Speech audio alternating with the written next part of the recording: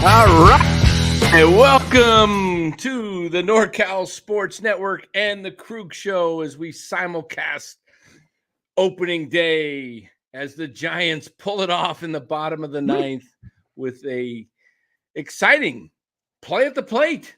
3-2 victory. The Giants pull it off as Thairo Estrada hits one into the left center field gap, and Matt Chapman, chugging all the way around, didn't hesitate, which is a veteran move. He saw the ball was gonna land, and he didn't stop, and he needed every step he took to make it.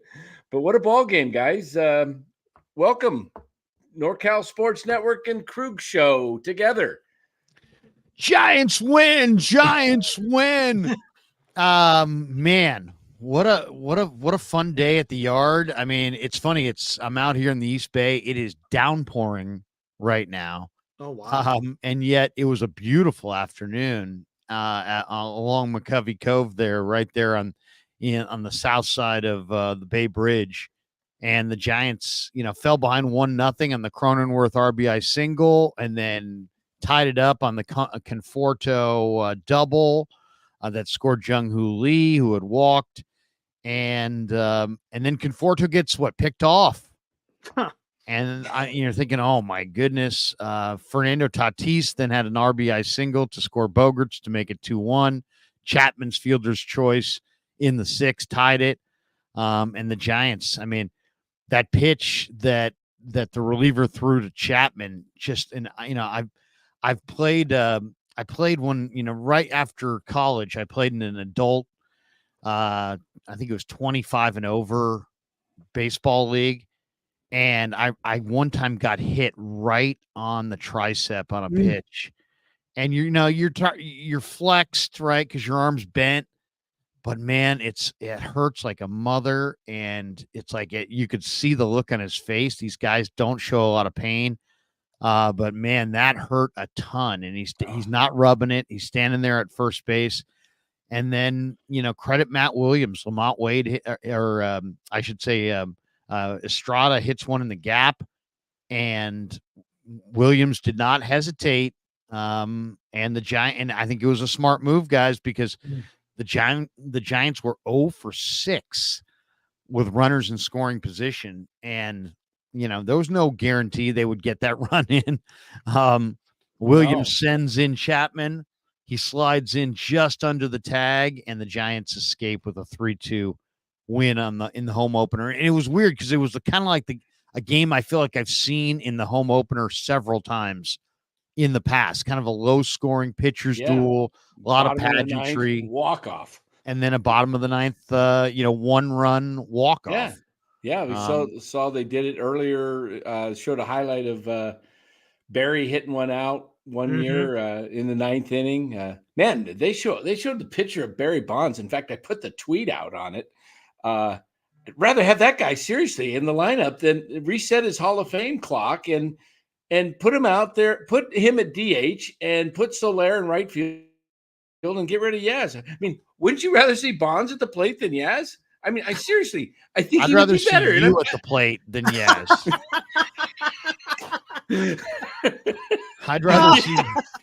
I'd rather see Matos at the plate than Yaz. Yeah, definitely. Absolutely. Oh my goodness. Hey, we get on the Slaz brothers. I'll say this: Slater did one really good thing today, and it went unnoticed. He got down on his stomach, I believe, to make Chapman dive because he was in position. The runner's always looking for help. Does he slide around the bag toward the back end of the bag? Does he?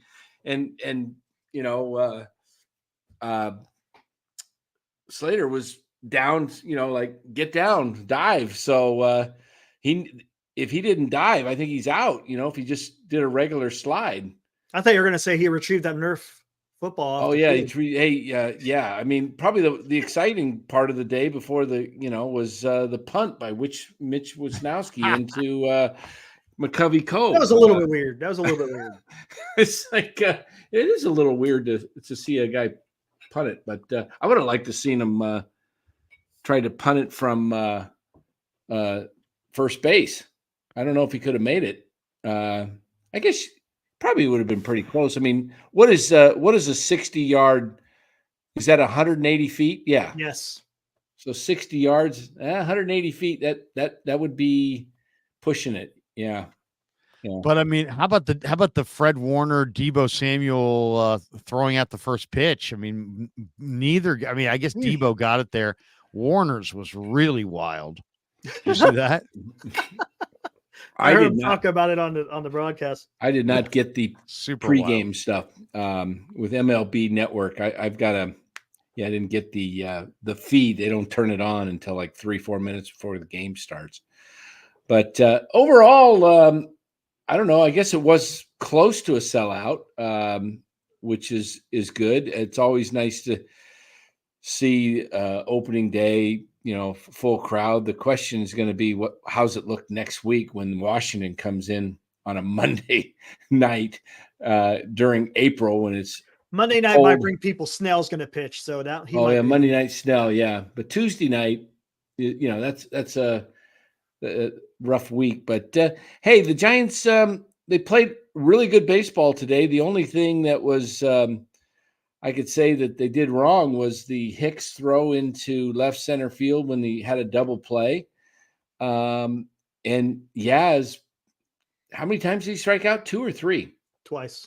He got up twice and he struck out twice, right? Yeah. Slater pinch hit for him in his third at bat. Yep. I mean, this is getting to be like a broken record. It's base running too, Dan. Don't forget base running. Oh yeah, Conforto. Yeah, that reminded me of my play in Little League when I thought I saw a hot dog wrap a baseball behind the and I took off running for home and on a pass ball, I thought the catcher went back and snagged he was mad and he left the ball there, but it was a white hot dog wrapper, and I ran right into the tag like Conforto did today. There were a couple of things that, they say if you go to the game every day, you'll see something you never seen, or you'll see something you haven't seen in a long time, that kind of thing. What did you guys think of the ridiculous quick pitch to Soler? Oh, yeah. That was crazy. I mean, he got the ball back and he was straight to the plate again. Soler looked so pissed, and then he took a monumental swing on the next ball, and he skied it, and Profar caught it, But I off the bat I thought it's gone. Oh yeah, that would have been the ultimate payback. And then the other thing that you don't see much, Dylan Cease struck out or fouled the ball into his face. Oh yeah, he foul tipped it actually. Foul tipped it into his face. Yeah. Oh no, that was Pauly. That was Pauly. Pauly, yeah. Was that Pauly? Yeah, against Duvall. Yeah, it wasn't Cease. It was Pauly. Yeah, right. Yeah, he hit his shoulder and then it hit his head, and he struck out. He actually foul tipped it, but it's not a reviewable. I heard it. I could hear the foul tip. I'm surprised that usually the home umpire picks up on that. Not a lot of offense here. 5 hits for the Giants, 6 hits for the Padres. I don't believe in looking at the stats, good or bad, until like middle of May. Yeah. But it's funny, it's like people were hailing, Jung Hoo Lee. He's a superstar, and I think he'll be pretty good. He got a walk today, but he's hitting 226. I mean, it's not. It's like it's early, but it's like you look at some of these averages. Slater 0, Yaz 0, Nick Ahmed now 208, and Jung Hoo at 226. But the Giants are going to have to. They're going to have. I kind of like the addition of Ahmed and Chapman from the standpoint they're going to have to play clean games. They're not going to be able to kick it around. They're not going to be able to. They're not good enough offensively to absorb like the bad focus inning where you give away 3 runs. They're just not that kind of club. They're not going to be able to slug their way back in. So it's really important that they play well defensively. And between Lee in center and a full year of Bailey behind the plate, and then Chapman and Ahmed on the left side, they really should have a much upgraded defensive club this year. Which they look good defensively. I'll say this when it comes to I know it is early, and I read a article, Twitter, Dave from the Chronicle. I wanted to quote him and say it's a little. I know he said he prefaced it with saying it's way too early, but he said Lee may be the superstar since Posey, and I want to say superstar. I don't see him as a superstar. I see Jung Hoo Lee as a potential all-star potential. But one of the concerns that I had, even that is yeah, very premature. yeah, I mean, one of the things I am concerned about was the scouting report coming out of Korea was that he hits a lot of ground balls right in the infield, and I've seen it now about 4 or 5 of his last at bats, just slow choppers, and I mean that's going to happen, but I just hope it doesn't become a pattern, because he's jumping on pitches early, and it could, he's seeing pitches he likes. I mean, we saw Casey Schmidt come up last year and rake the first couple of weeks, and we thought, oh my gosh, this guy's going to be the greatest hitter. What happens is people adjust. So we'll see. I think Lee's going to have his ups and downs. Overall, though, I think he'll be a pretty good hitter.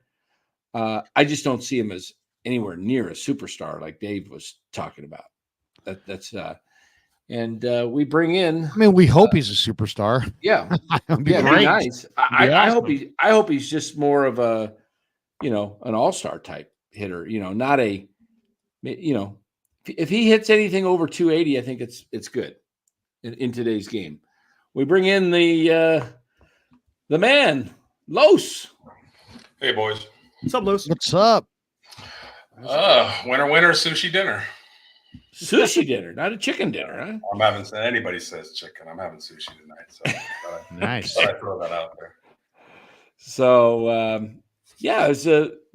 overall though, I think Giants are now 3-5. It's a long season. You just don't want to get buried early. Right. And today would have been a really tough loss because they would have been 2-6.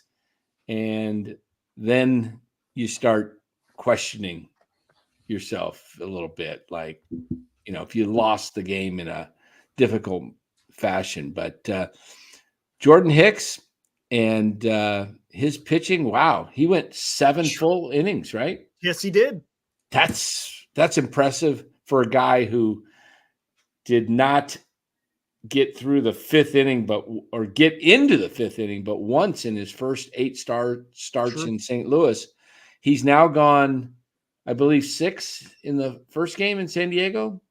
And no, he went 5. I thought he went 5. Yeah, he only went 5. He only went 5. Okay, went 7 today, but looking good. So I mean, Farhan looks pretty good on that one so far. Again, it's early, but nice to see Jordan Hicks hold him down, and he's nasty. He's nasty, really is. Especially with that third pitch. To me, if you said, I still think Jordan Hicks, if the Giants are going to be a championship team, he's probably your 8th inning guy, on a championship team. But the third pitch makes you wonder if he could have success all year as a starter. He's probably going to be kind of a low inning starter, but every team has questions on how the season's going to go. The one thing about the Giants that's different this year than most years is they've got Cobb and Ray in reserve coming back mid-year. Those are 2 pretty good pitchers coming back mid-year. And you've got 2 guys in Wynn and Hicks that if you did put them in your bullpen, you might have a killer pen. Yes. I mean, you might have an overwhelming type pen and turn it into a 7-inning game. So we talked about it the other night. A score like today is a good indication of, the Giants' issues. They can win 3-2. They can win 2-1. They can win 4-3. Can they win 7-6? Can they win 9-8? Can they win 10-9? I don't know. But today was a game that was played on their terms, low scoring game, and they found a way to win it. And to me, their ability to keep their head above water this year is going to be kind of predicated on, can they win the winnable games like today? And they did. Yeah. You mentioned the 8-7, 10-9 game. I think the Cubbies today took down the Dodgers 9-7 or 10. Yeah. Was it 9-7? I think it was 9-7, something like that. But yeah, that's the games. How you have to beat the Dodgers. You have to, and that's the issue. Why the Giants weren't able to win in LA is, LA has now scored 5 runs or more in every game they played. Every game they've played. And I think it's the 5th time it's been done in Major League history, baseball history, that a team has opened up with its first. What's their record now? Dodgers are 7-3. First 10 games, 5 runs scored. Now their 1-2-3 is so lethal. I think we went 10 games last year where the Giants didn't get 5 runs combined. Yeah. I'm serious. Remember, they were just getting 1 run a game, 0. Yep. Oh my goodness. Yeah. Guys, what do you think about if Hicks keeps performing like this as a starter, 6-7 solid innings almost every time out, and then these guys start coming back? How do you go? I mean, it's a good problem to have, let's be real. But how do you tell him, you got to go to the bullpen? Like, if he's doing his job as a starter. I think that's I don't think you do, as long as he's feeling okay. Yeah, that's what I'm saying. I mean, we've been talking about him going to the bullpen, but we can't automatically think, Cobb's going to – I know what Snell's going to do, but we can't just expect Cobb to come back and start dealing right away. He may not. And a lot of it's about Harrison, too. Harrison is a good point. Yes. Yeah. Cobb has got some elbow issues now, and it's more than likely has to do with he came out and was probably pushing a little bit too hard. Pushing and also that hip, just a little bit of slight adjustment to the hip, maybe trying to avoid landing on it a certain way. Maybe his mechanics changed a little bit. Now all of a sudden he's come up with a bad arm, elbow pain. So, I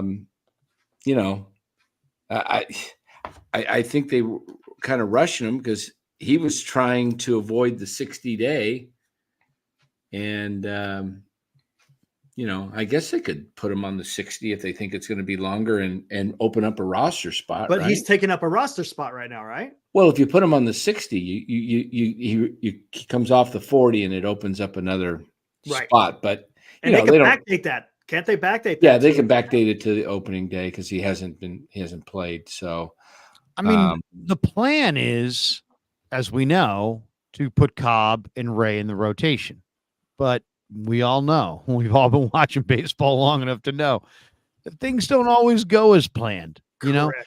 It might be a situation where Cobb never makes it back this year because of whatever reason. But on the other hand, Carson Wisenhunt, just dials it up in the minor leagues and kind of forces their hand, as far as promoting him in the middle of the year. So you never really know how it's going to actually go once the games start. That's kind of the exciting part.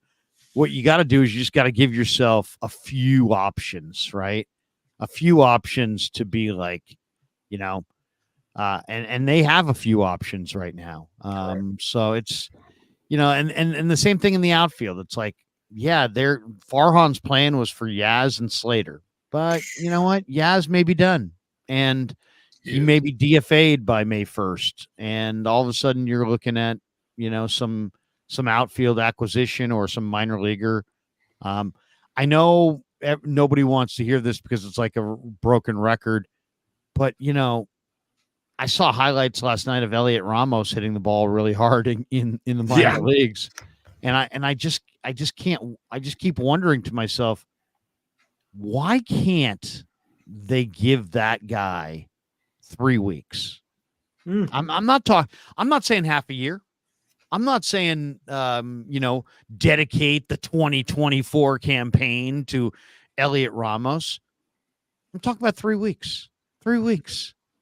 Would it really kill the 20 Giants? games, Yeah, would it kill the Giants to put 8 at-bats. Elliot Ramos in the outfield for 3 weeks and see if he could stay afloat or get it rolling? I mean, the guy's putting a charge into the ball at about 110 miles an hour in the minor leagues. His swing looks solid to me. I mean, I know he's not getting the results when he's up here, but I mean, if you're going to let Yaz go a month, let's say, doing nothing, why couldn't you allow Ramos, who seemingly has more power, more potential, more of a future? Why can't he get, that same look? I don't get it. And it's funny because what did Farhan say at the end of the season? Oh, I wish I gave Ramos a better look. Now you had a chance to do it this season. And then what does he do? He says, Conforto and Yaz are going to be our outfield, or Conforto, Yaz, and Lee are going to be our outfielders before even spring training started. So there's not even a competition. You're basically giving Yaz that the nod before he can even prove himself. But yeah, you just said, I wish Ramos had a better run. It just doesn't make sense. He should be the next man up just to see what you have. Right. And Ramos right now, or Yaz, is 0 for 9 with 5 Ks. Not looking comfortable at all up there. How long do you think the Giants give him? He could be 0 for 30, and they're going to keep running out there. I'm serious. I think the leash they give for veterans is so damn long, and it's a tiny little wick for the young guys. I think with each at bat, though, I think with each at bat that he doesn't get a hit, the pressure rises because it's starting to be something. It's starting to be something. It's right. People are talking about it all. It's not just us. I mean, I'm seeing it throughout social media. People are tired of seeing the Yaz thing. It's not like it's all of a sudden either. This has been going on for 2 years. Right. Mm-hmm. I love Rothberg, by the way. I've missed my Rothberg. Oh. Hello, SF Giants world. This Giant win indicative of how great this team is. That's Robert. They're 3-5, Robert. They're 3-5. We need that positivity every once in a while. It's good. Robert Rothberg. Playoffs. Yes. Rothberg. The Giants are not conceding anything to the Dodgers. That's Robert. They're almost mathematically eliminated. I mean, it's just the guy. I didn't hear this, but he's quoting Dave Fleming is actually saying the org doesn't have much patience for Yaz and Slater. Yeah, they've already demonstrated an inordinate amount of patience. Yes. You know what I mean? Come on. Yes. Stop pulling our leg. I mean, and Bob Melvin was talking pregame about the great Sean Hajeli ramping it up so he can make his triumphant return to the roster. So there's another one that none of us want, but somehow they do. Go figure. Yeah, I think he'd be better maybe as a backup to Looney, Trace Jackson Davis and Looney. The Warriors could use a 6'11" guy more than the Giants can. I mean, it's pretty obvious when you watch this Giant team, eventually, I mean, I heard Wotus in the pregame talking about, getting Luciano, up here and he can really hit and this and that. So, I mean, it's obvious, and they're using him at short and second, and Wotus was like, hey, keep him at short. That's where the need is. But you can look around the diamond in between, Bailey and Tyro and maybe Luciano and maybe Schmidt and obviously Chapman. There's guys there. You know what I mean? And the rotation, it's not like the Giants – rotation is like, what? It's one of the better looking rotations. It may not be the best, but it looks good. And you look at those bullpen arms with Doval closing at the end, and you're like, you know what? Okay. Where the Giants, where you scratch your head and go, what is in the outfield? Mm-hmm. That's where they're like, what's going on now? Although Conforto's hitting 419. He had 3 hits today. He's hitting the ball hard. So Conforto's giving them a guy. But it's some of the guys that they float out there in their outfield. I mean, you look at San Diego, they got Tatis, and it's like they got Profar. You look at LA, they had all kinds of outfielders. The Giants could use that one more outfielder, but you know what? It's not impossible to get one outfielder. And let's see what it looks like in a month. But I hope that they don't show crazy patience for Yaz and Slater, because there's no real reason to show a crazy amount of patience for those guys. No, not at all. You've already moved off of Brandon Crawford, Brandon Belt. You didn't show patience for those guys. You said, okay, enough's enough. We're moving on.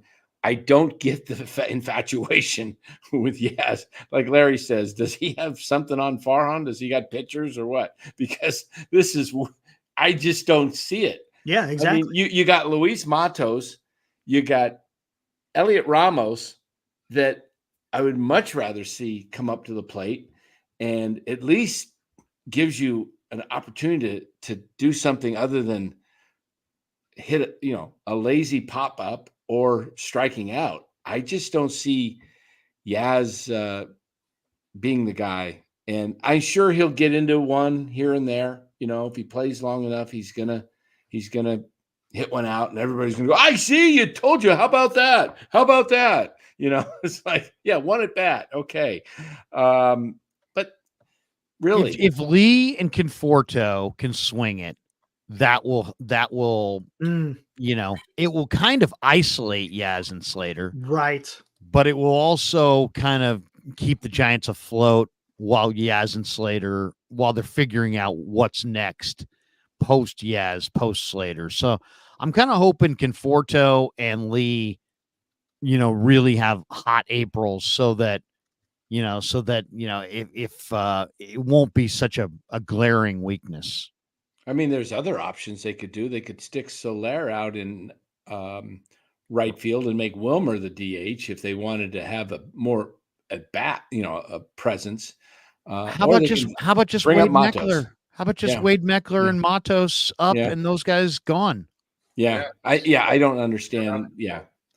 I mean, that right there could be the solution.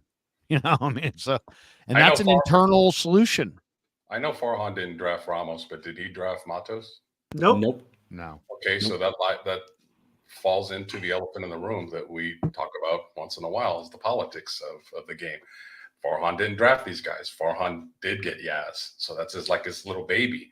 And like I always say, like if you're putting your personal accomplishments above the importance of the team and the team winning, that's a problem. So let's lose the politics. Bring up the best guys and play them. Period.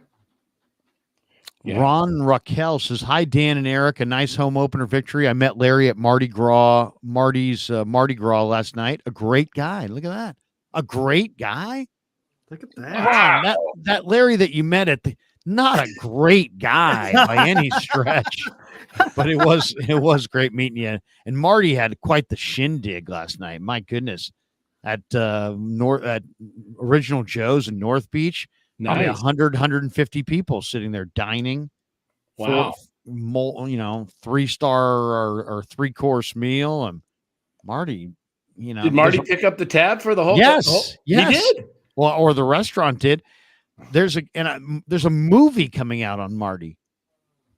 What? Really? Yeah, Marty the movie. No way. Marty the movie. Marty the movie. I'm going to be in it. I talked to the director last night. Yeah.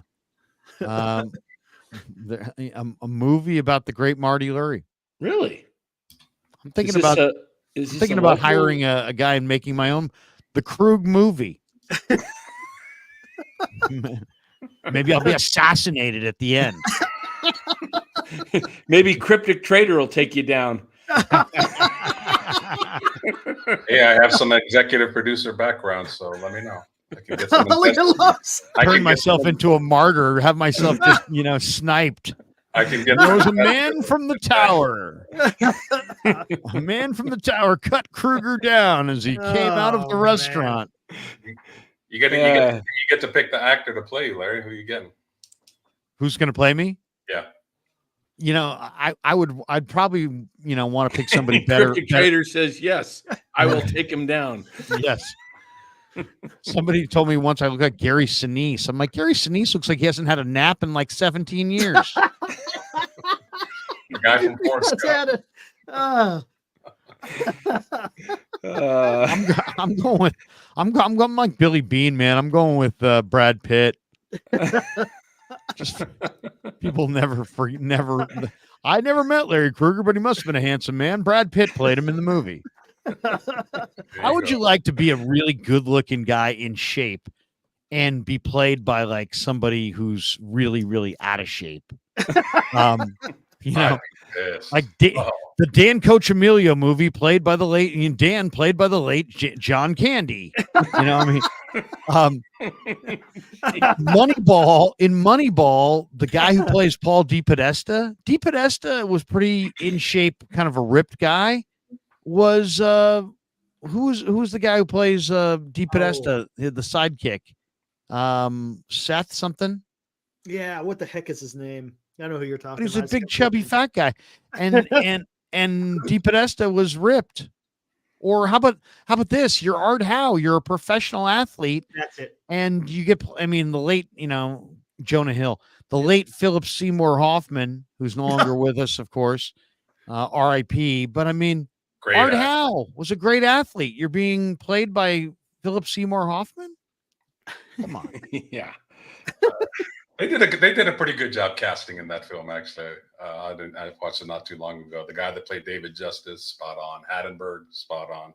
Yeah. Oh yeah, Kevin James played Sean Payton in that. I love that movie too. It's like, and Scott Hatterberg. There's no mention of, you know, the miracle Scott Hatterberg in this. They had Mulder, Zito, and Hudson. There's no mention of those guys. They didn't mention them at all. I mean, it's like having a movie about the '86 Celtics and focusing on Ainge. You know, I mean, it's just what are we doing here? Yeah, Lois, Larry don't Bird, tell me. Lois, you watched Moneyball a couple of days ago. I did. It was just on. Can't watch Moneyball. It's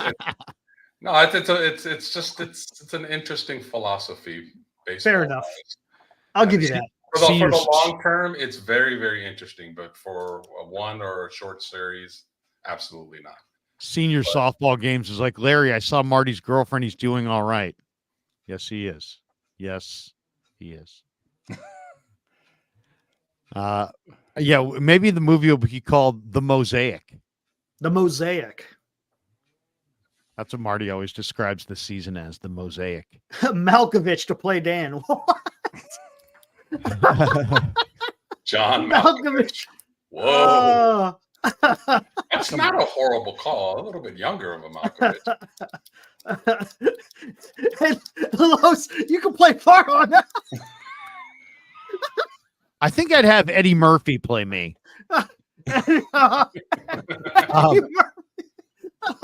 Who would you guys say? Say we're in this first week of the season? Biggest bright spot, biggest downer. I mean, and all factoring in that none of us really thought Yaz was going to be good. So you can't really be like, oh, it's a downer, right? We knew he was not going to be good. So I can't put that as the downer. But what's your biggest bright spot after 1 week, biggest downer? I'd say the biggest bright spot. I'll leave Hicks for somebody else. Michael Conforto. Okay. And the biggest down spot, I would say, is this is kind of a surprise, but I would say, well, nobody's hitting, but I didn't expect anybody to really hit. You know what I mean? So I'm not surprised. But I'll go with Webb as you know, he hasn't looked as a downer. Yeah, he hasn't looked sharp. I'll go biggest bright spot Soler, just from the standpoint of he gives them a force. I mean, this guy, I know he's only hitting 240, but he's got big power. They didn't have this piece last year. this big right-handed powerful force that they can hit in the middle of their lineup. And he, I really think when the weather warms up, he's going to really take off. I would say the biggest negative is Tyler Rogers. Damn. I think Tyler Rogers is kind of, he's kind of like the league's got the report on him now. Yeah. There's no there anymore. And it just seems like there gotta be some other right-handed reliever that probably gives you more than Tyler Rogers. So I would say Rogers is my negative, Soler is my positive. My positive, even though it was only one start, I'm going to say Win. I like what he did in Dodger Stadium. I thought he looked pretty good. We'll see what happens. The biggest downer right now, I'm going to say Doval. I mean, even though he got 2 strikeouts to end the inning in the 9th, I mean, I don't know. There's something about him. I don't know what it is. His first outing was horrible, and the second outing exactly wasn't clean. Yeah, so I'll say Doval. I was going to be nice and give you Hicks, man, but you skipped ahead. But I don't want to take Hicks. That's too easy. I'm going to say Chapman. Like, his glove, seeing it every day, is even better than advertised. Like, so he's your up then? Yeah, he's my up. Okay. He's. I mean, we know what his bat is not going to play great in this ballpark, but it's going to be solid. But his glove is completely over the charts. Like, I can count on my hand the amount of third basemen I've seen with a better glove than him, and I've watched baseball for a long time. So he's absolutely a force defensively. Downer, I'm kind of with Larry. I was thinking that you heard me say this last week. I just think Rogers, he's predictable. He's very hittable, and his whole thing was he gets right-handers out. Right-handers rake on him. His slider spins, but it doesn't break. It's right out over the middle of the plate, so it's very hittable. And yeah, that's going to be a problem. I actually think Rogers will have a good year with the defense because he gets a lot of ground balls. He's not. He's given up a lot of fly balls now. He is right now, but when he's on ground balls. When he's on, he gets the grounders. And I mean, defensively, the Giants look pretty good. I mean, they really do. I mean, I don't see Estrada had some good range today, getting the balls. He throws it quick. He's accurate. I don't really he has not gotten the bat going yet, but when he does, I mean, obviously he got the game winner today, but when he gets the bat going, Estrada's a pretty nice little player. Yeah. Yep. I mean, they really don't have a weak spot. Maybe first base, you might say, is their weakest spot defensively, and maybe left field with Conforto. He's adequate. He's not a liability out there, but he's not a super great fielder. So I would say those are your 2 weakest spots on the field as far as defensively, but they're pretty strong defensively. I would also throw in as a downer a little bit, like Lamont Wade he's just kind of there. When you think about first baseman and like, oh my God, the first baseman threat at the plate, you don't think Lamont Wade doesn't come to your mind right away. I know he's flexible. I mean, I don't say he doesn't need to be on the roster like I do for Yaz and Slater. I think he's good being able to play outfield and first base, but your everyday starter at first base and potentially a middle of the order guy, no, absolutely not. And he would be an ideal player if you had a big, strong, right-handed hitting regular first baseman that you wanted to, spell from time to time. Then that's the perfect complement for Wade. Where he gets most of his at-bats in the outfield and gets a few at-bats at first. But yeah, to be the left-handed version, the left-handed hitter who's going to play the majority of the time at first base. I don't know. It's stopgap. It works. It's okay, but it's not like, the one thing about him is he does see a lot of pitches. He does, he's got a good on base. He'll give you a good at bat. He knows the zone, but do you really want Lamont Wade Jr.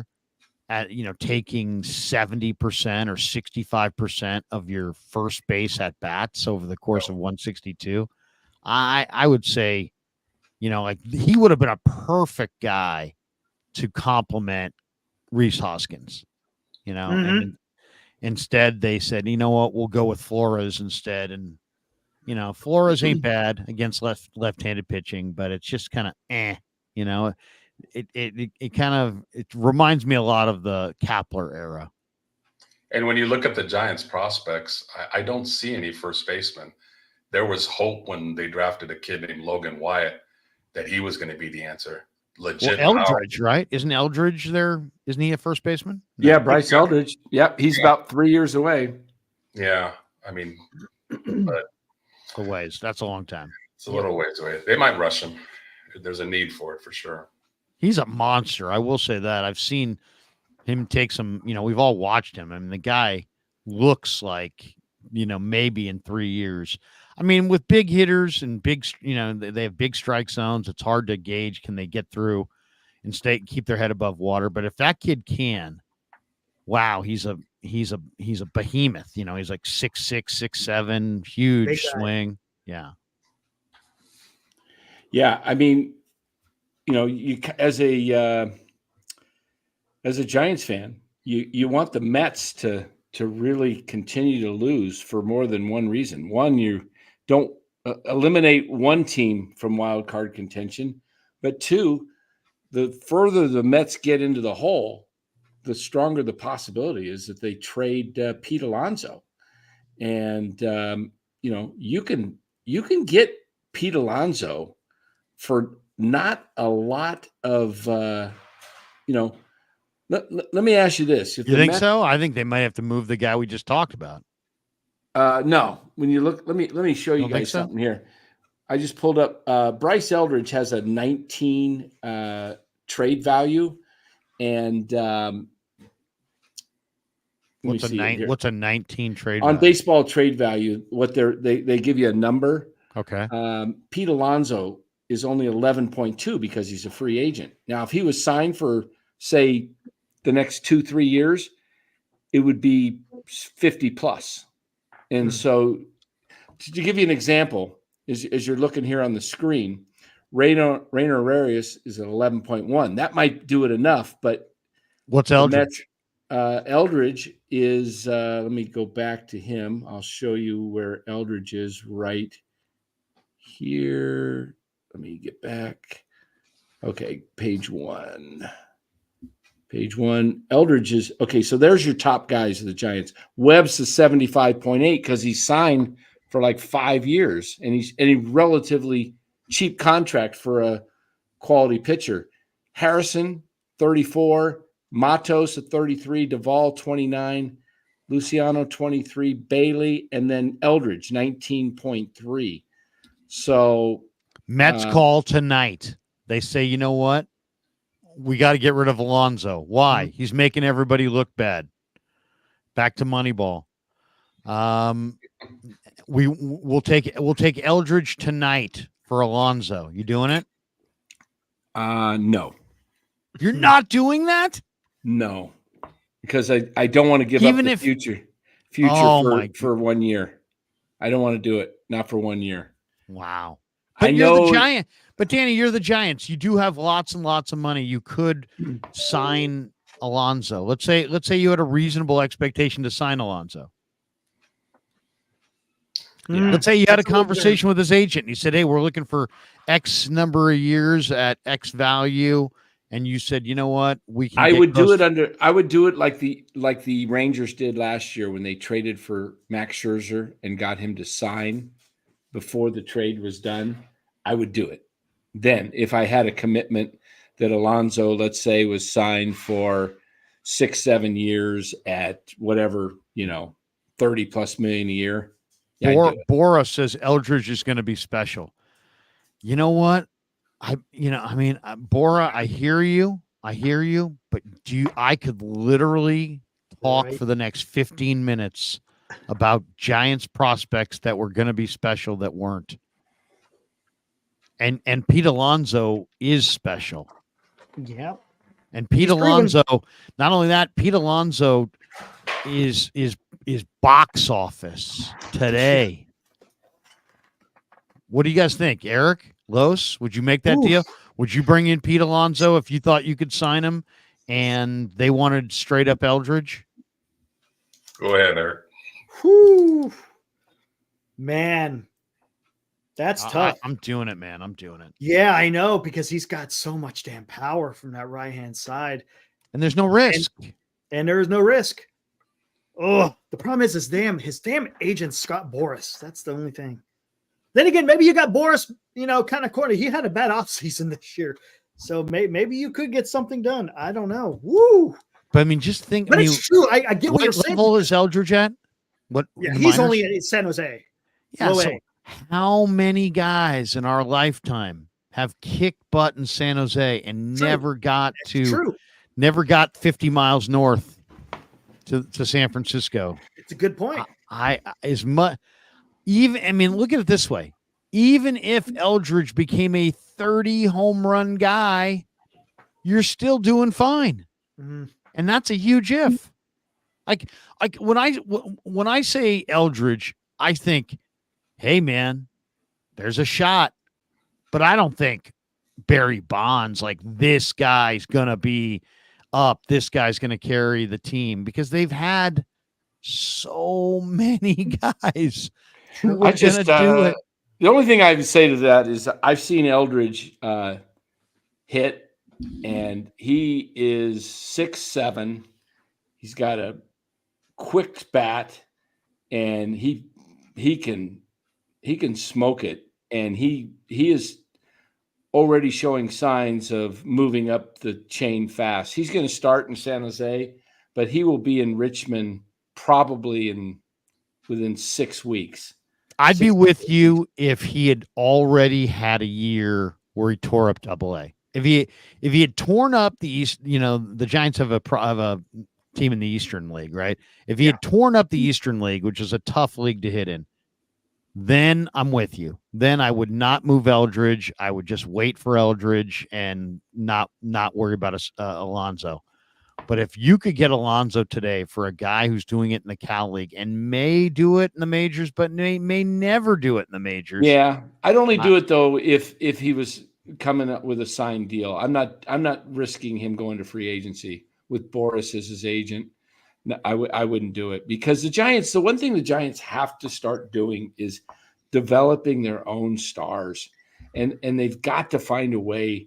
I would love to see Luciano make it, and Matos, and maybe Ramos, and then you get this kid Eldridge, and they got a kid they drafted, Walker Martin, who's a shortstop, who's supposed to be a really great kid from Colorado coming out of high school. He's probably 4 years away.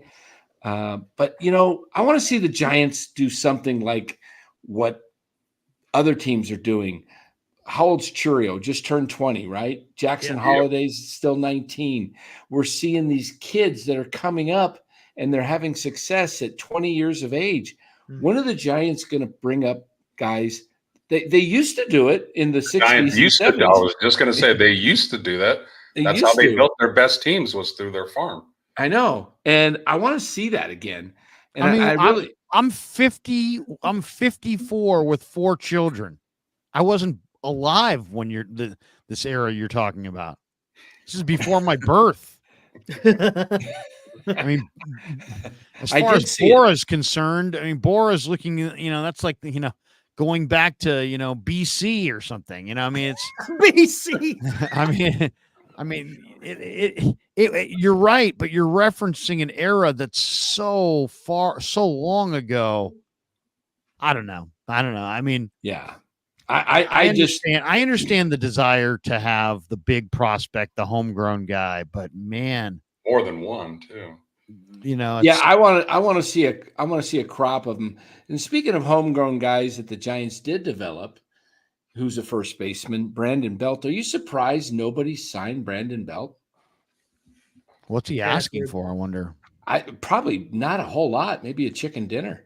What did he do last year? He had a good year last year. He started slow, but he finished pretty strong. Let me pull up what he did last year because he had a decent year for. I mean, I know he's old and he's slow, but he can DH and he can give you some defense for late innings for at first base. I mean, I got to believe he's better than some of the other guys. He gets hurt a lot. He gets hurt a lot. Yeah. Here's what he did. 20 something homers last year. Yeah. Let me see what he did last year. I'm going to pull it up right. I mean, if you lost Lamont Wade tomorrow for an injury and you're looking for a lefty platoon to go with Flores, maybe he wouldn't be a bad option right there. There's his stats right there. Let's see. He hit 19 home runs, hit 254, 23 doubles, 858 OPS. What was the OBA on base? 369. I mean, that's pretty good. That's very good. I'm just surprised no one's picked him up. I mean, it's not like you look at some of the Yaz is still in the game, right? I mean, geez. It's like, and for a position that is, I guess it must have something to do with his durability. Maybe that's all I can think of. Because he's mainly a DH now, though. Yeah, and he can play some first base. There are definitely worse players on rosters right now than Brandon. Yeah, I would think he could sign for someone could sign him for $5 to $6, $7 million bucks. I mean, the only thing is now it's like it's April 5th. What has the guy done for the last month? Is he been hitting? Has he been working out? Is he on the couch or has he been working out? Because I'm sure these guys are working out just to stay ready because, I mean, he wants to play. There was an article that came out, I believe it was today or yesterday in The Athletic about him not playing. I'll have to look that up and see where it was. But, I mean, he's a good dude too. He's a great Giant, great personality. Yeah. Rap Album Depot says that he had a highest on base percentage or OPS on the Blue Jays last year over Bichette and Vladdy. Yeah. I just didn't understand it. I mean, because he's always had a great eye, takes a lot of pitches, gets pitchers pitch count up, takes a lot of walks. And he's not a butcher at first. No, he was he never won a Gold Glove, but he could have. He was just in a league with Goldschmidt and a couple of other top first basemen. Goldschmidt for the most part, yeah. Yeah. He works pitchers, he sees pitches. I mean, he's younger than. I'm pretty surprised. He's younger than Crawford too. And Crawford plays a demanding position. So, MF says, Larry, why does Matos lead the Cactus League in extra base hits and he can't make the roster over Yaz or Slater? I didn't get that. I really do not understand what's going on with Matos. I don't understand the weight gain. I don't understand the way they approach him. It's like they called him up last year and it was like, this guy's part of the future. This year, you'd swear that he was like, some has-been that they have no interest in at all. And it's the Ramos treatment. Yeah, it's bizarre. It's like, is this guy not doing something that they want him to do that we're not aware of? Didn't he do what they asked him to do, which was put on some strength and muscle? He did without losing his athletic ability. So did Meckler, by the way. Meckler was a $155 soaking wet. Me and Dan saw him in spring training. He looked like he's a good 175, 180, a lot of lower body strength. So these guys worked out, put in the work, and they have nothing to show for it. Yeah, is it possible that they know something more about how he put on that weight and they're afraid? That's a good point. I don't think so because I think they get tested in the minor leagues too. I think he's already been tested. You got to be tested, I think, before the season starts, right? I mean, no, I do not know. Yeah, I don't. I haven't been tested yet, and the season is underway. Well, we know you're doing. We know you're doing PEDs, Larry. But I mean, look at you don't get a neck like this by just natural. This kind of neck is, Can you imagine if Giants fans started chanting, "We want Matos" when Yaz came up? Woo! I would love it. You want to make a difference? Start chanting that when he comes up, Giants fans. Hint, the other thing I noticed today is the Giants have a major, louder sound system, man. It was like a rock concert today. Yeah, that place was rocking. I mean, it was loud. Well, tomorrow night, Larry, how was the PA announcer? I wasn't at the game. I was just watching, but but I didn't really notice that much about the PA announcer. She's the Cal Poly PA announcer. Cal Poly San Luis Obispo. Another female? Another female. She's Glenn was there and said everybody in the section that he was in loved her. So I thought she sounded okay, actually, to be honest. Yeah. Sounded enthusiastic and polished. Yeah, her name is you can pull her up on the I was following her or looking her up when I found out her name. It's is she full time? No, she's auditioning. It's an audition. So they're still rotating. Yeah. So there's still hope that there's going to be that Steele or Shepard of the Yankees or the A's old announcer and just have that deep voice. Right fielder Luis Matos. Yeah. How batting? Hey, I can get it down. Number 25, designated hitter, Barry Bonds, 25. Love it. See, that's what we need. I'm sorry, that's what we need. I get the feeling that in the way today's world works, Bob Shepard literally could be risen from the grave, and they'd be like, not good enough. Yeah, not good enough. Just get AI to do it, and then you'll be good to go. You ain't got to worry about it. Yeah, it's coming. There you go. Do it. You're right. Save some money. Save some money. Save some money, man. Just get a robot out there. AI. With a total robotic voice. Would you like to play a game? I mean, honestly, how many people really? I mean, everybody had an opinion about Ronell, but at the end of the day, do you really care? I mean, does it impact you at all? I mean, does the PA announcer ever make people go, you know what? It was a horrible game. They played terrible defense. The chemistry's awful. But man, that PA announcer was fantastic. I'm going back next time. Or does anybody really come out and be like, you know what? They're a World Series winning team, but I can't stand the PA person. I'm not going, Hey, Right. No. hey, honey, I'm hungry. Can you go get me a burger? Hell no. I got to be in my seat when I hear the lineups. Come on. I mean, you're right. I mean, but there are some legendary ones. Harry Carey's another one that Well, Harry Was he the Carey PA wasn't guy? Yeah, he wasn't a PA. He's guy. radio. He's I radio. thought he was PA guy. No? No. Harry No. Carey was. Oh, top. that's because I heard him do the whole seventh inning thing. That's right. Yeah. That's what, Rap this, Album Depot says Ronell is Barry Bonds of PA announcers. She matters. Oh my God! Come on now, What That's was our this? fan Who base. said what? rap album, man. Come Rap on. album. The Barry Bonds of PA announcers. No. What does that even mean? Go listen to the Oakland A's old announcer. Yes. Come on. What was his name? Roy Steele? Steele, Roy Roy Steele. Steele. Yeah. Yeah. He the was voice great. of God. Oh Yes. my God, what a great voice. Yes. What a great voice. Yeah. Yeah. He was something. I remember him. He did everything. Welcome to Oakland, Alameda County Coliseum. Today's ball game How far back between did he go? your Did he Oakland A's and the visiting Baltimore Orioles. Did he go back? Do you see Mario down here? Sacrilegious. I hate to see this, but to be honest, I'm kind of getting bored listening to Kruk and Kipe.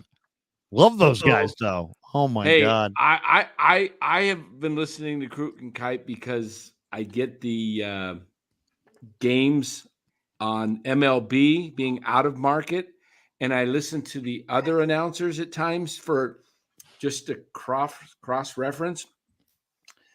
I got to tell you, they are getting a little stale. I think. I mean, it is. It's just the same. Father Time is undefeated. Yeah. Everybody's got a prime, and everybody's got a twilight. Any way you cut it, those guys are in the twilight. They're great. They're like, they're synonymous with Giants baseball, but I'll say this. I mean, I know he's dry. He's not quite the same, but I love a game with Dave and Javi. I think Javi's really, really bright. He's interesting. Dave's enthusiastic. He's opinionated. He's energized. He's informed. I like listening to those guys. Not that I don't like Kruk and Kipe. I love Kruk and Kipe. I love Kruk and Kipe for, I love Kipe when he gets excited. I love Kruk's, breakdown of umpires and pitchers and stories. But come on, man. If you listen to somebody for 20 years, you know all the stories. You know all the anecdotes. Right. You've heard about Johnny Rabb throwing it back to the pitcher. You know about Mackie Sasser's struggles to throw it back. You know what I mean? You've heard a lot of these anecdotes. And so, and what makes them awesome is they're real, but what makes it a little tired is that they're real. So there's only so many you have. Right. Yep. I mean, nothing against those guys. I think everybody loves those guys. But yeah, I mean, yeah, they're great. I would say that I've noticed a little bit of a difference in this season, more specifically, that, and maybe it's just me because I'm listening to other broadcasters. Kipe doesn't sound as enthusiastic about the game. He seems like he's getting. And then I'd be maybe he's gone way through off. a lot, Danny. He's gone through a lot, man. Yeah, I know he's lost his wife and lost his wife. He's had, whatever, probably some health problems. Yeah, yeah. I mean, it's just your body hurts. You don't feel as good. Maybe you're a little crankier. Yeah, I mean, I love Kipe. Don't get me wrong. I totally. These guys are, they should be in the Hall of Fame. Should be in the Hall of Fame. Definitely. They're made men. They're made men with. They should be in the Ford Frick Hall of Fame. They should go in together. They should go in as a pair. What do you guys think? Real quick, before you get to that, Dan, real quick. But Rennell crushed it against Steele on social media. What does that mean? What does that mean? I don't know. Well, they had a poll? I don't know. Yeah. I guess that's what we know now. All the people that voted were under 30. Yeah. I mean, that's Come no. Social media. Come on. No what are we allowed to play anything from Twitter? From we can't do that, can we? With the broadcast, like no, I wouldn't. That would sound like that. Of Roy Steele? No, not of Steele, but I recorded. I don't want to see you get demonetized, but more importantly, I don't want to see myself get demonetized. Real quick, we got. I'd rather Los pretend he's Roy Steele than there you go. Than play Roy Steele and get. I was going to play Joe welcome Davis to the Oakland Coliseum. Jeff Taylor, are we in Dan's twilight as a YouTuber? That ain't right. That ain't the right. Heck. And he also said Jack Black is Farhan when we were talking about actors. Appreciate Danny's just getting it revved up. Danny's just getting it revved up. I think the home run call by Joe Davis of the Dodgers the other night on Solaire's blast was. I listened to both him and Kipes, and Kipes gave the same, hi, it's far, it's out of here. And Davis was like, oh my goodness, where is this thing going to land? It was almost left the stadium. Yeah. I will say this, though, too. I think, just like baseball is a rhythm, it especially if you're an older person, it probably takes you, let's give the guy 15, 20 games to get into his own broadcast rhythm. Because to me, I think it sounds a little bit like they're just trying to find their rhythm. And, they haven't done it since last September. Right. It's a long time to shut it down. These guys only do a couple games in Cactus. I don't know when Kipe and Kruk are going to retire, but if and when they do, Hank Greenwald's son, oh my God, talk about flashback. Because I grew up on Hank Greenwald. His son's voice, spot on. Isn't he still doing minor league baseball? I He think is. so in Fresno, right? He's He in is. Fresno. Okay, that's how you got to pay your dues. But I mean, man, I don't know how good he is, but boy, he sounds a lot like Hank, and Hank was really good. Yeah, no question. He does sound so much like Hank. Hank was so great at telling stories. I don't know if the son is as good a storyteller, but the voice is spot on. Yeah. I know sons are supposed to kind of sometimes look like their dad, but when you sound like Tony Gwynn's son, Oh, Tony geez, Gwynn. his He's son. on the Padres. Is he Correct. Tony? He's on Tony radio. Jr., right? Tony Jr.? Yes. Yeah. Yeah. Spot on his. No, it sounds exactly like Oh, Tony it's yeah. Gwynn Sr. Yeah, you think when the other day, I didn't realize because I know Chris played, and I didn't know that there was a Tony Gwynn Jr. I kind of remembered there was, but when I was listening to the Padres and he said something, the other announcer said, "Yeah, good point, Tony." And I thought, did he mess up and call Chris Tony? Like, and then I realized it's Tony Gwynn Jr. Oh my goodness. He certainly took on the name, his namesake too. There's Tony Gwynn had such a unique voice. Yeah. I mean, and he had he was a special guy. Sometimes when I think about the interview that I did with him, I think, wow, this guy really, he understood that he wasn't just a Hall of Fame hitter. He was a true ambassador for baseball, and he wanted, the rest of us to love baseball the way he loved it.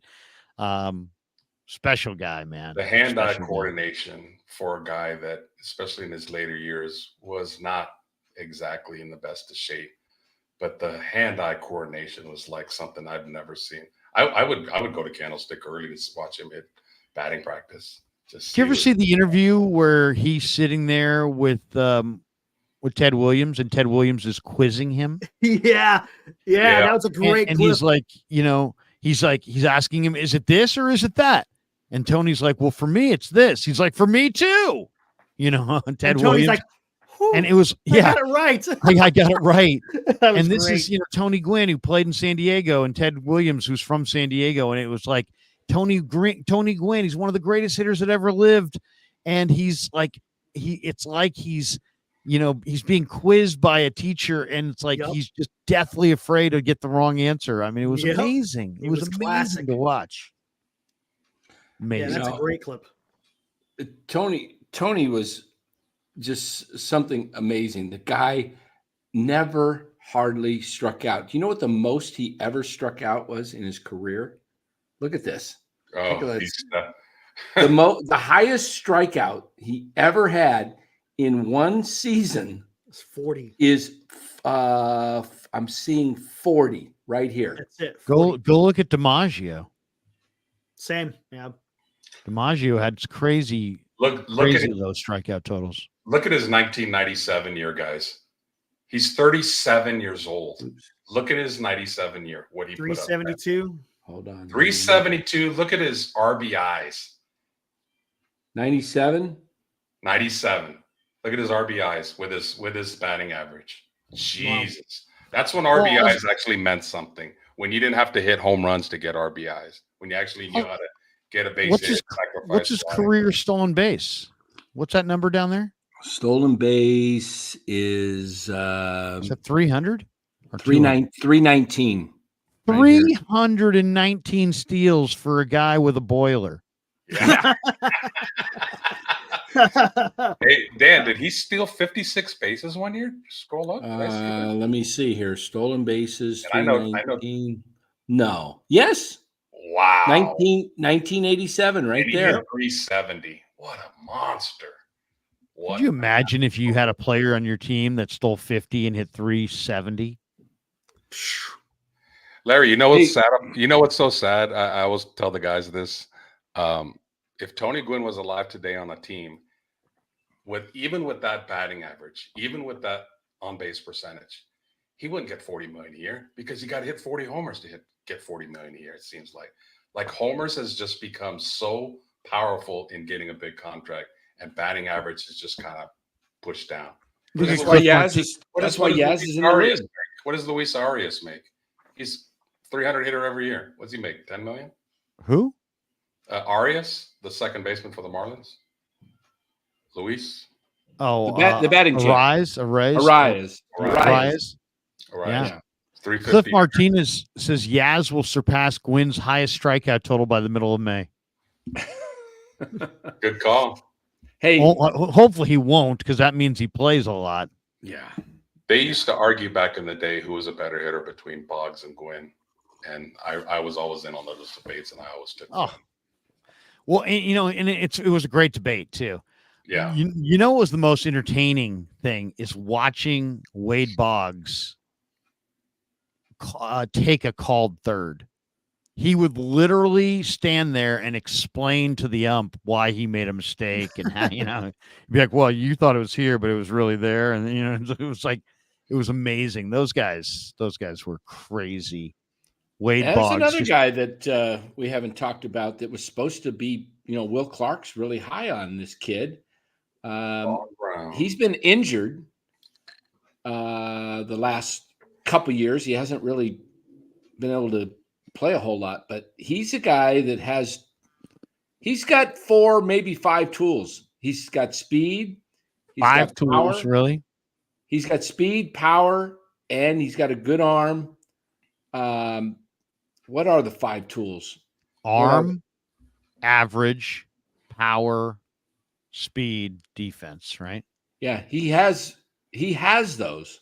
He's shown those when he was at high A.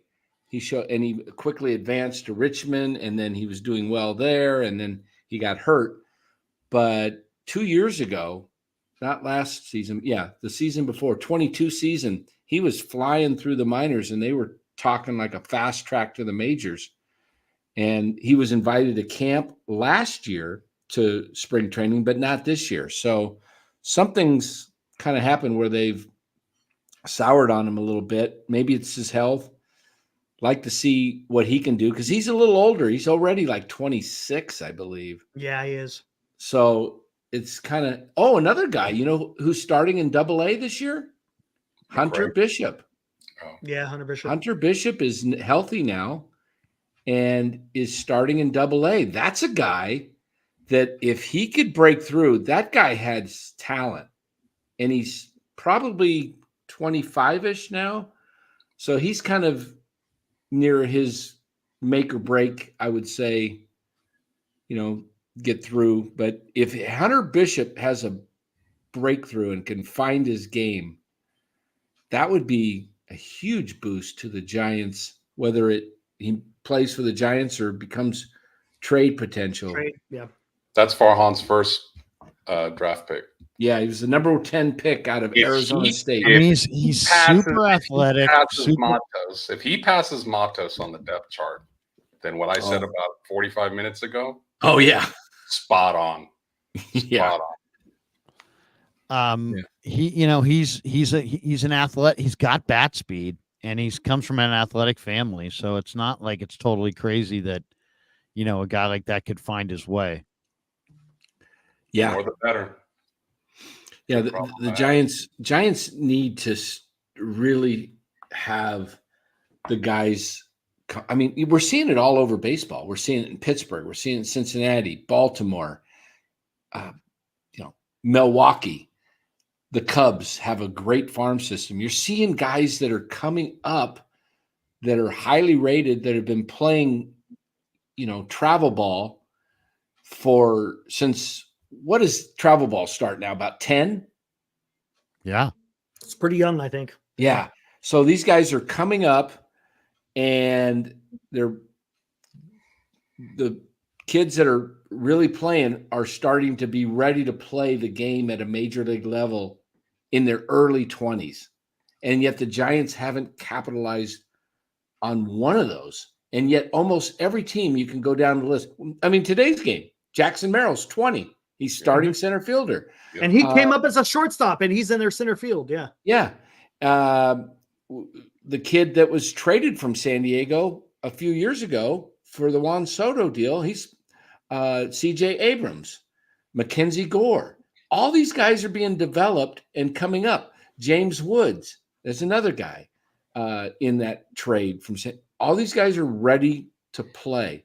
I mean, doesn't it make common sense that if you've invested in a player, you've drafted him, give him a signing bonus, you send him going through single A, double A, triple A, he goes through the proper steps to get to the big league level.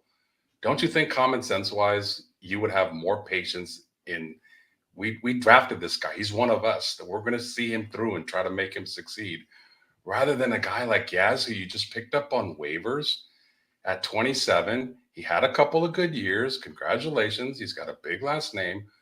But where's the common sense on you have more patience for a guy you picked up on waivers than one of your homegrown guys? I don't get it. I don't at all. Yeah, I don't think it lasts that long. And I wish somebody would ask for on that question. Well, it is interesting. If Dave Fleming did go on 95.7 The Game and say that the Giants, don't, have a short leash for those guys, then maybe he's right. He's I'll say this about him. He's dialed in. He knows. Yeah. I believe Flem. So if he thinks that those guys don't have a long leash, then they probably don't. I mean, realistically, they shouldn't have a long leash. There's not a lot of money invested in them. You know what I'm saying? There's no real reason they should have a long leash. Right. I'm encouraged that Dave said that. If he said that. If he said that, I'm very encouraged, because that means the noise is getting louder. And nothing against Yastrzemski or Slater. They're both good guys.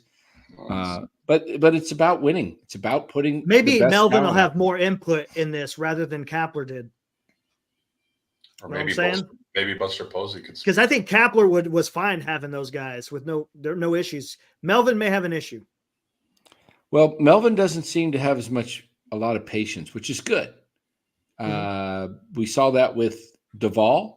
Somebody mentioned it. I saw it in the chat today, because Duvall was getting the ball and he wasn't wasting time. He's like getting the ball back and throwing, where he had a couple of pitch violations in his first outing in San Diego. And Melvin said, that's not acceptable. Did you notice? I don't know if you noticed on the broadcast, Melvin was calling some pitches from the dugout. I noticed that. Oh, I did not. I saw Bailey looking over there, and Melvin is giving the whole, giving him what pitch to throw. There's something to be said for a catcher that was, a manager who was a former big league catcher. Yep. Yeah, no doubt. Larry, when the Giants hired Melvin, were you ecstatic at that hire, or did you think maybe they could have went for Stephen Vogt? I mean, I liked Vogt. I do like catchers, though, just period. Yep. And I know Bob Melvin is a solid guy. I just was sitting there wondering, well, if he couldn't connect with all that talent in San Diego, why is he going to connect here?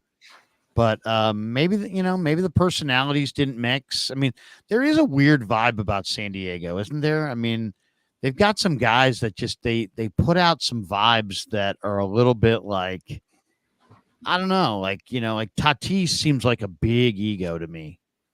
And it seemed like they just. I'd still take him if he was available. Oh, he's a great talent. I mean, that's what I'm saying. They couldn't get it. He couldn't get it done there with a lot of talent. So I was like, well, how's he going to get? He's going to get this group to overachieve when that group that he had underachieved. So I kind of doubted. But I mean, we all know Bob Melvin's a good baseball man. The thing that I liked about Melvin, and I said it at the time, was if you go look at his managerial run, every time he's gone anywhere, that first year they've had a good year. He was good year one in San Diego, good year one in Arizona.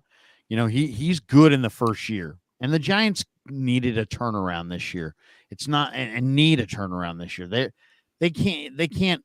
It's not like they can just keep sliding in this. They need to win. They need to make the playoffs. They need to make the playoffs. They need to excite their fan base. There's a lot of people with doubt. I mean, the thing is kind of teetering right now. So I like the fact that they got a manager who has a track record of coming in and having a good first year. Hey, Larry, speaking of teetering, real quick, Yeah. What do you think of the A's playing in Sacramento for the next couple of years? 3. I Yeah. mean, I love it.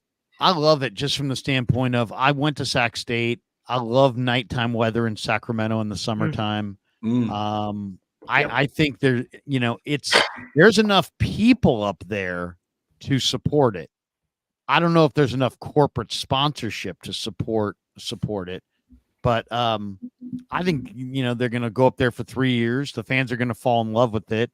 I mean, it's going to be great. I mean, people, there's a lot of great sports fans in Sacramento. It's kind of a Bay Area adjunct kind of market. So Yeah, it is.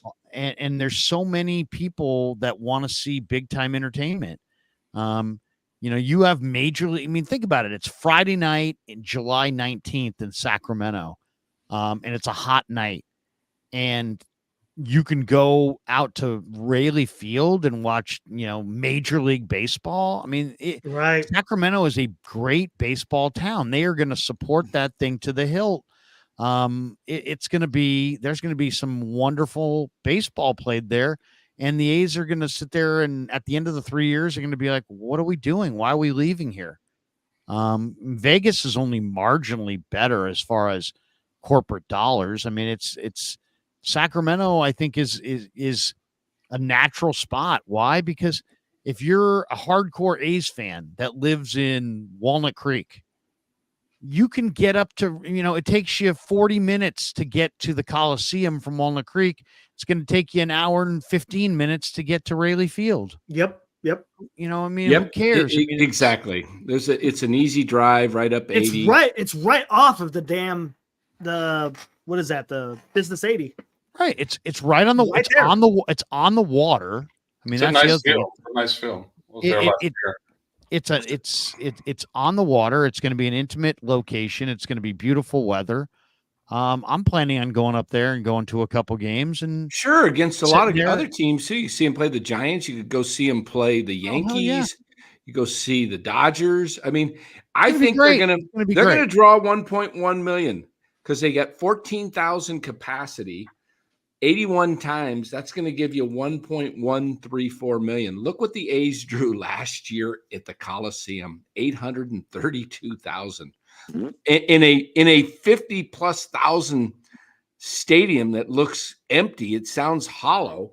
I think there's going to be a lot more excitement in Sacramento. Oh, it's going to be great. Yeah. It's going to be great. Fans are going to love it. The players are going to love playing in front of a packed house in an intimate gathering. It's going to be like spring training games. That's going to be a bandbox in the summer. That ball's going to be flying out of there. Ball's going to be flying out. You can do your draft A's on your fantasy team for summer. I mean, just to have Major League Baseball in town like that, in a great baseball market with terrific nighttime weather, and all the fun. I think Danny's right. It's going to be a little bit of a minor league feel, a little bit of a spring training feel. And I think, it would be, it would be cool is if they went up there and then, still played, even if they went to Vegas, played, 5-10 series a year up there. That would be cool. Let the Bay Area really kind of touch, it's NorCal. I mean, there's been such a migration of people up if you go look at where houses are, where there's more people living. There's more people living in Sassoon and all those Vacaville and Fairfield and Davis. And these communities have all grown. They're all coming out here to Elk Grove and Galt and Lodi. Oh, I mean, the foothills, you're right. Eric, the foothills, there's 2 sets of foothills, and there's all kinds of people that live up there, more people now than they were 20 years ago.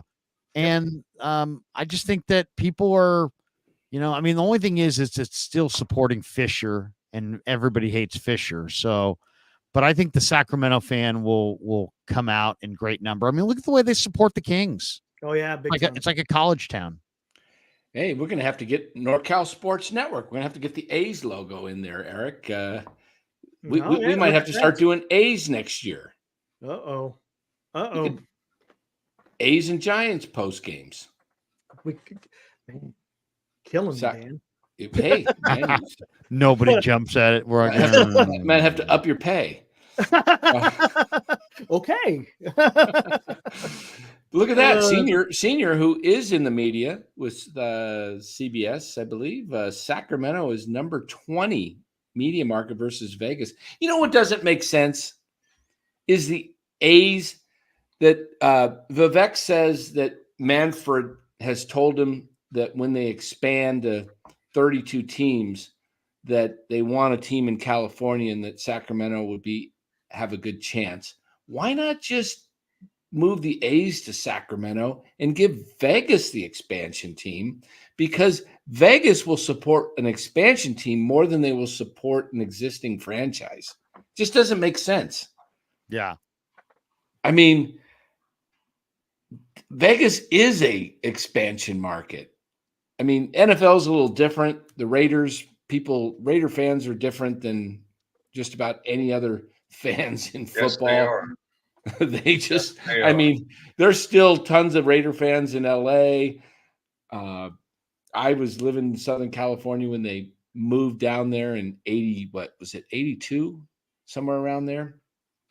Oh, right after they won the Super Bowl. 84. 80, No, I think it was they were there in 83. 83. They won it, and I think they left in 84. I think They left in 82. They left in 82, and they won down there in 83. They won in 83 against the then Redskins. Right. And with on the blowout. Yeah, that was the Marcus Allen had that reverse run, yeah. And then who was the one that caught that? Jack Squire. Jack Squire, the linebacker. Yeah. I'm like, what the heck are you doing, Theismann? Hey fellas, I gotta jump because I gotta do another thing here in a little bit. But that's right. Good to wrap with you guys. Yeah, awesome. Larry. Thanks, Larry. Hey, all right, take care, Larry. Later, guys. See ya. All right, so we will stay here for everybody who's watching from Larry's channel. If you might be gone, come over to NorCal Sports Network, and you'll catch the same coverage here. The Giants, as we talked about today, recapping a big 3-2 victory behind a solid, very solid pitching performance by newly found, I guess, starting pitcher Jordan Hicks, who's pitched great in the spring, followed up by 2 excellent starts in the regular season. And I got to tell you, Jordan Hicks is looking like their best starting pitcher right now. Hey, and I'll tell you right what, now. I tell you what, we always come correct on this show. We pat ourselves on the back when we're right, and we're gonna knock us in the chin a little bit if we're wrong. We all were a little bit hard on Hicks, maybe not being able to go 5 innings consistently. It's only 2 starts. It's 2 starts though. It is only 2 starts, but I think what I'm encouraged about is he's just not a 2-pitch pitcher anymore, which you can get away with as a relief pitcher. Correct. And now as a starter, he had to get that 3rd pitch, and it's not just throw it in there repertoire. It's a legitimate pitch. So, hey, he might be pretty decent. I don't know. I didn't notice many splitters today though. It seemed like he threw a lot of slider fastball. Yeah. I didn't see a lot of splitters today. What's amazing about Hicks is he started the game out throwing about 92, 93. I noticed that. In the 7th inning, he was throwing 97, 98. And you know what I noticed too? When he was throwing 92, that lateral movement on a sinker was okay. But when he was throwing at 96 and above, oh my God, did you see how much movement was on that ball, on that sinker? Yeah. It was incredible. I mean, what he's having to do, as a starter, you can't just come out and throw smoke. Right. If he goes into the bullpen, there's 2 options the Giants could do to make the team better. One is you can stick him in the 8th inning slot ahead of Duvall, and he becomes the ultimate setup guy. 2, you could trade Duvall and get a Hall or get that missing bat that you need and make Hicks your closer. There's a lot of options. If you put him as your 8th inning guy or closer and he's doing 1 inning, you're talking 103 miles an hour now throwing instead of. I mean, I don't know what it's like if you put him in the 8th inning and he's throwing 103 and then follow that up with Duvall throwing 100, 101. Does that get, I guess, different batters because they're not going to face the same batters aren't going to face him. But still, you don't want to, I don't know. There's options. The Giants have, I'll say this about the Giants, and I'll repeat it, and it may change because sports does change as circumstances change. Mm-hmm. The beginning of the year, before we made our predictions, I had the Giants just on the outside looking in at the end of the year, not making the playoffs, winning roughly 83 games, falling short.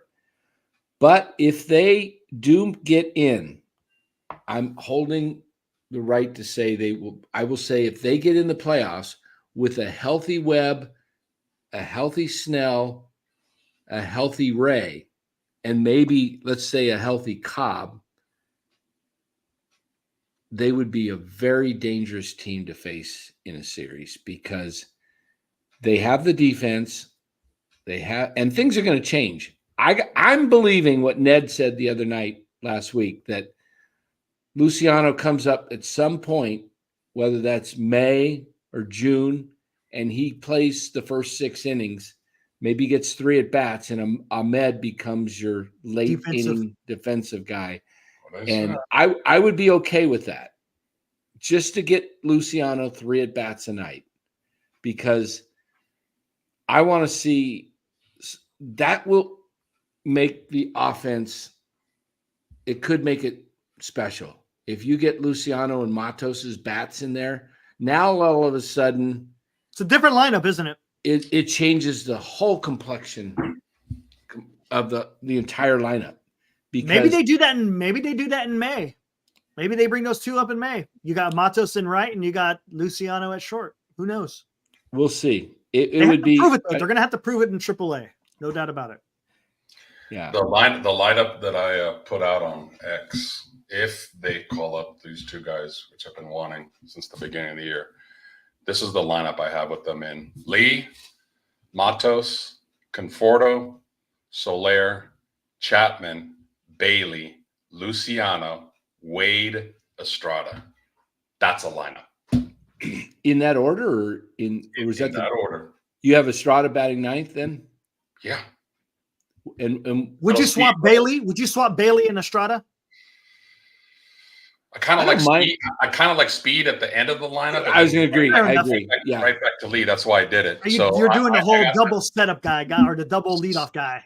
So if you notice, I got a lot of left, right, left for no matter who pitches. Again, I'll say it again: Lee, Matos, Conforto, Soler, Chapman, Bailey, Luciano, Wade, and Estrada. You have Matos 2, right? Yes. Matos 2. Yeah, that's where I like Matos. I think the guy's he's definitely bulked up, and he's got 15 more pounds of muscle that he had than he had last year. And I'm telling you, when you see him hit the ball, he's got the exit velocity, and he's got more power. He's going to have more staying power for a long season with that extra weight and muscle. Ramos looks good. For the life of me, I agree with Larry. Why wouldn't you just give this guy 3 weeks? Give him 3 weeks is 20 games. That's 80 at bats. You're going to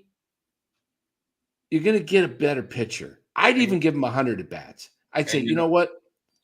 Go ahead. Finish up. Just 100 at bats, and I personally, I wouldn't even put the pressure on him. I just say, the job's yours. Don't go out and play. Relax. And I was going to say, Dan, as far as Alonso goes, I'm with you. Like you could, if you commit to Matos and Luciano, and maybe it's a little enthusiastic, optimistic way of thinking, who's to say you're not going to get 40 homers between both of them? I'm not saying each. I'm saying 20 and 20. So you get 40 homers putting those 2 guys in the lineup for about what, $2 million, and you keep your superstar potential in Etheridge. Well, how about this? How about you swap out Wade for freaking Alonso in that lineup?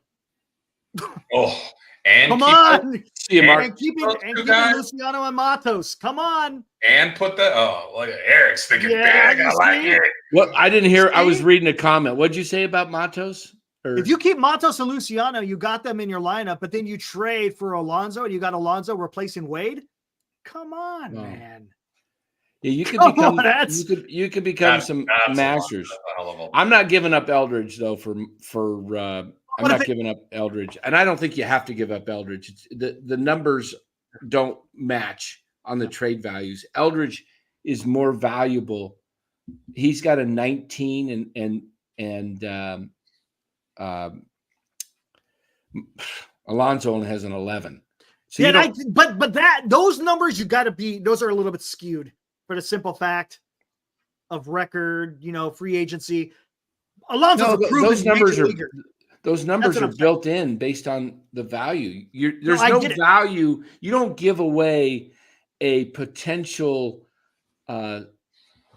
star who's 19 for a guy for 3 months. I get it, but I also understand I'm what not. Larry I'm says. not. I'm not doing it. Arroyo, Beatty. I don't care. I disagree. I mean, I disagree with both of you. I should have done this to Larry and you. Boom. Hey, Come on. You couldn't even get it the first time. I could get it. Boom. There we go. Boom. Boom. You're back in. There. No. You know what's so sad is if the As continues to struggle, and we're talking about how long is it going to take for him to struggle before he's yanked. If he is yanked, you know what they're going to do? Wade's going to go to right. Flores is going to go to first. Oh, you know what? I hope Do you know how sad that if will they be? do that, They already did. Yeah, when I Matos know. was with the team earlier. True. They went with Wade they in right can't. field and Flores at first base. And They can't do that, man. if they did that to that kid, and I'm Matos's agent, I'm just like going to Farhan. Get me out of here. you know what I would be Get outta doing here. to save. You don't if believe it- in me? Get me the hell out of here. I'll go You know what right- I would be doing to save face right now? To save face for Yaz, to do the right thing, Yaz, and to Farhan, the organization is. I'm looking strongly for a trade partner.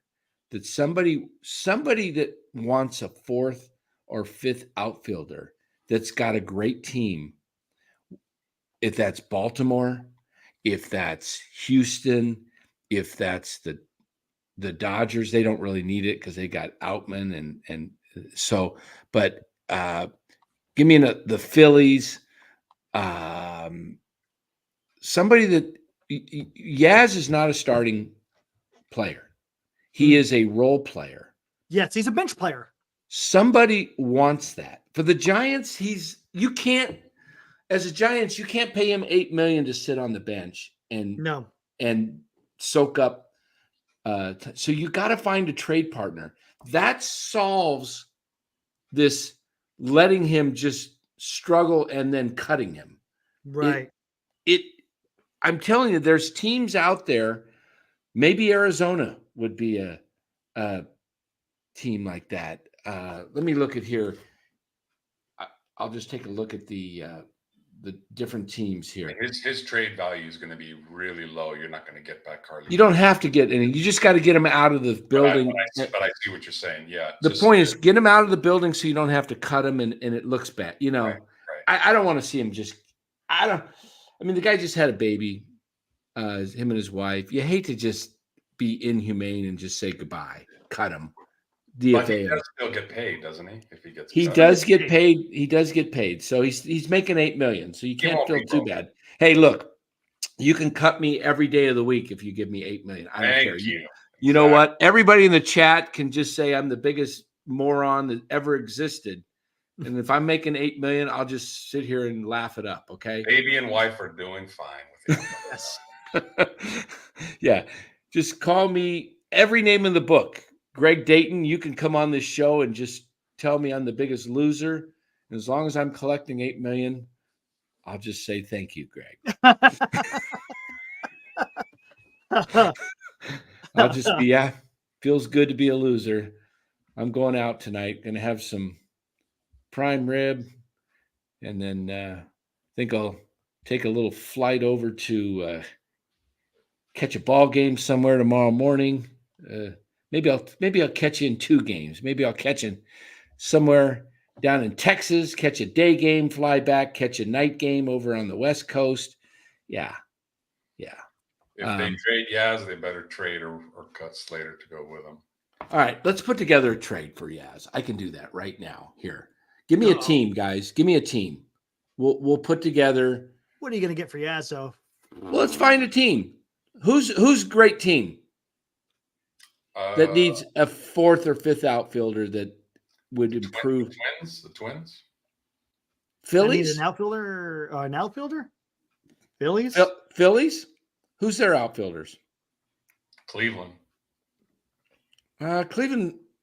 Find a team that they got Castellanos. Who else did they got there in Philly? Marsh, right? Brandon Marsh is out there. I wouldn't send him to Yankee Stadium because he'd have a hard time with the fans there. Yeah, Cleveland needs an outfielder. Their lineup is not that great. It's their starting rotation that's pretty good. Send him to the Red Sox. Got the name. All right, Red Sox. There we go. Let's send him to the Red Sox. And Yaz he hits those balls high, and they would Red Sox. And we're gonna let me find Yaz. Yaz, it doesn't take much to. There's not a. Let me see here. I'm going to find a couple players here. Yaz, I think he's got a surplus of like 5. He'd be on page 2. I mean, what Cliff Martinez is saying is kind of my thought, that teams have options probably in their farm system that are a lot cheaper, better, probably better than Yaz and Slater. That's when people are going to realize like what the rest of the league thinks about Yaz and Slater. For everybody that's defending them, yeah, let him get released and watch the very short line to pick him up. He'll probably be on the A's with Stripling and Wood. Trade to value matcher. Let's see. Oh, that's a different one. Okay. There's rumors that the Marlins are already starting to shop people.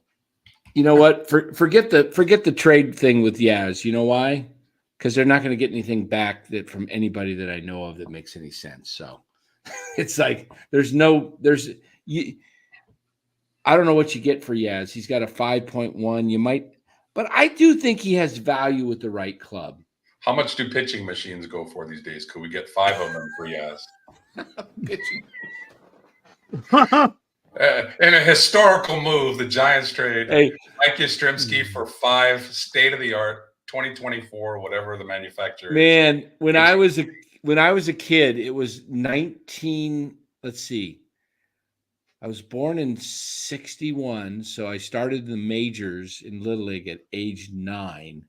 So like 1970, 71, right in there, we had this pitching machine that the coach would set up, and it was this old, I mean, I can't even believe it was a pitching machine now. It was like a cage, like a little metal thing, and you had to pull it, and it put the ball in, and sometimes it would shoot straight up over your head, like just like 25 feet over your head. It was just, it just malfunctioned. It wasn't the spinning kind, where they use, and it's just, it was just the arm going motion. Yeah, it wasn't one of those. It was just this little stand, and it was like this. There would be a guy that would have to feed it and put the ball in there, and then the mechanical arm would just go and throw it about 65, 70 miles an hour.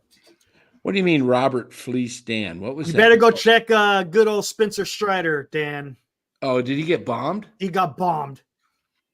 Jeez. It's okay. My starting pitcher got bombed today too. So Strider got bombed by. He got bombed by Arizona. Let me take a look. Hey, maybe Carroll had a good game.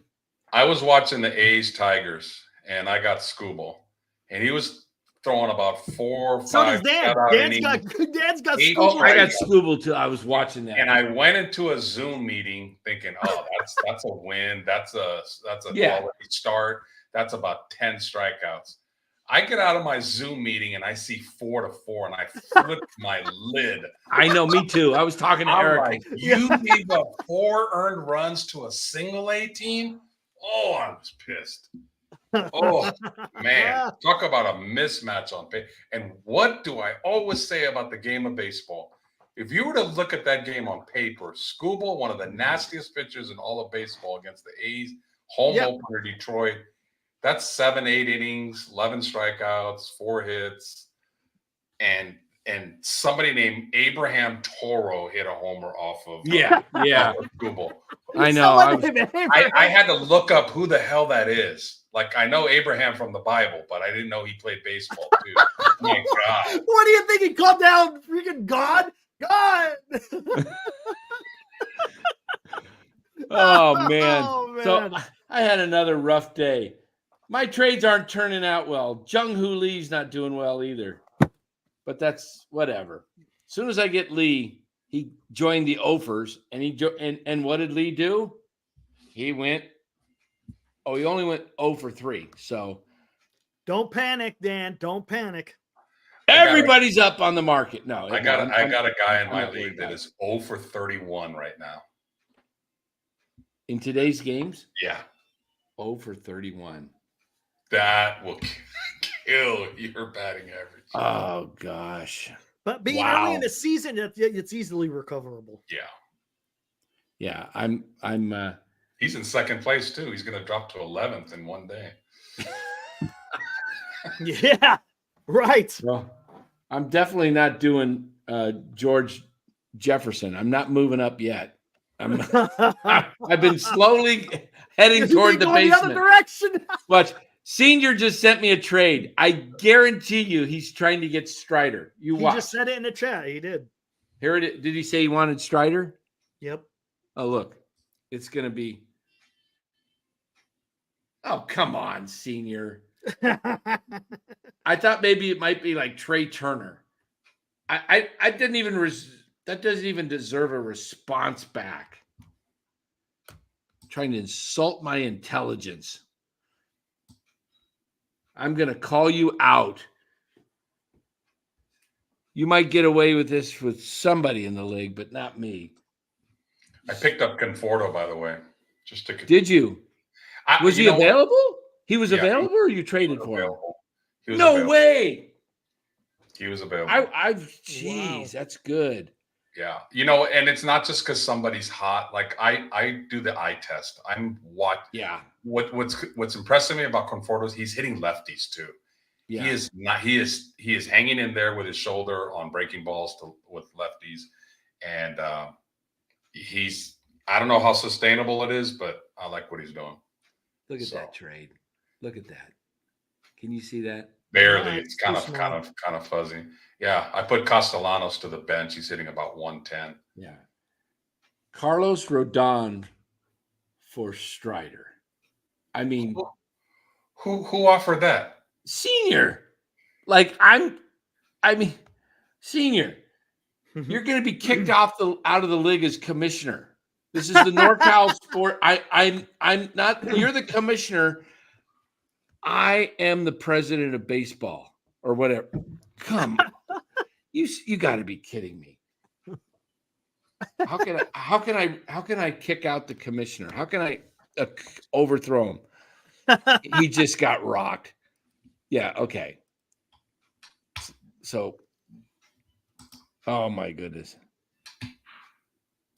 Oh my goodness. Is Glenn out in the chat? I haven't seen him. Trying to take advantage of a rookie. A rookie. That you're close to a timeout here. You're really close to being put in a timeout. Oh man. Called me a rookie. Dan offered me Mitch Haniger for Mookie Betts. I blocked him from making me any offers on the app. Oh, that was a joke because you turned all my real trades down. No, because you sent me a corny one too, I think, Cliff. So I just sent it back. Oh man, It's been an interesting first week of fantasy baseball. That's for sure. Yeah, It has been. it's has been. There are some really good hitters struggling right now. Yep. yeah, Really good hitters. Yes. You got to be I got patient. one of them. I got freaking Julio. I got about 9 of He's them. notoriously starts off slow, doesn't he? He finishes pretty damn strong. He started off slow for me last year. I came Yeah. really close to trading him, and thank God I didn't. I mean, you listen to. I look at my lineup on paper and I think, on paper, this team has just about everything. I mean, I got some power, I got batting average, but nobody's doing anything. Los. My catchers, Los, are Garver and Diaz, Colorado, Strand and Carson Strand at first, Arias second, third Diaz, shortstop Swanson, corner infielder Drury, middle infielder Story, outfield Carroll, Lee, Langford, and Marte, and then Soto as utility. My pitching staff, I have 3 aces. I have Skubal, Framber Valdez, and Strider. My 4th pitcher is Merrill Kelly. He's number 2 with Arizona. I have fought, and then I have, when they come off the IL, I've got Bradish and Scherzer in the wings.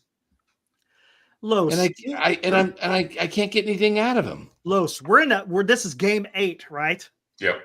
Listen to this.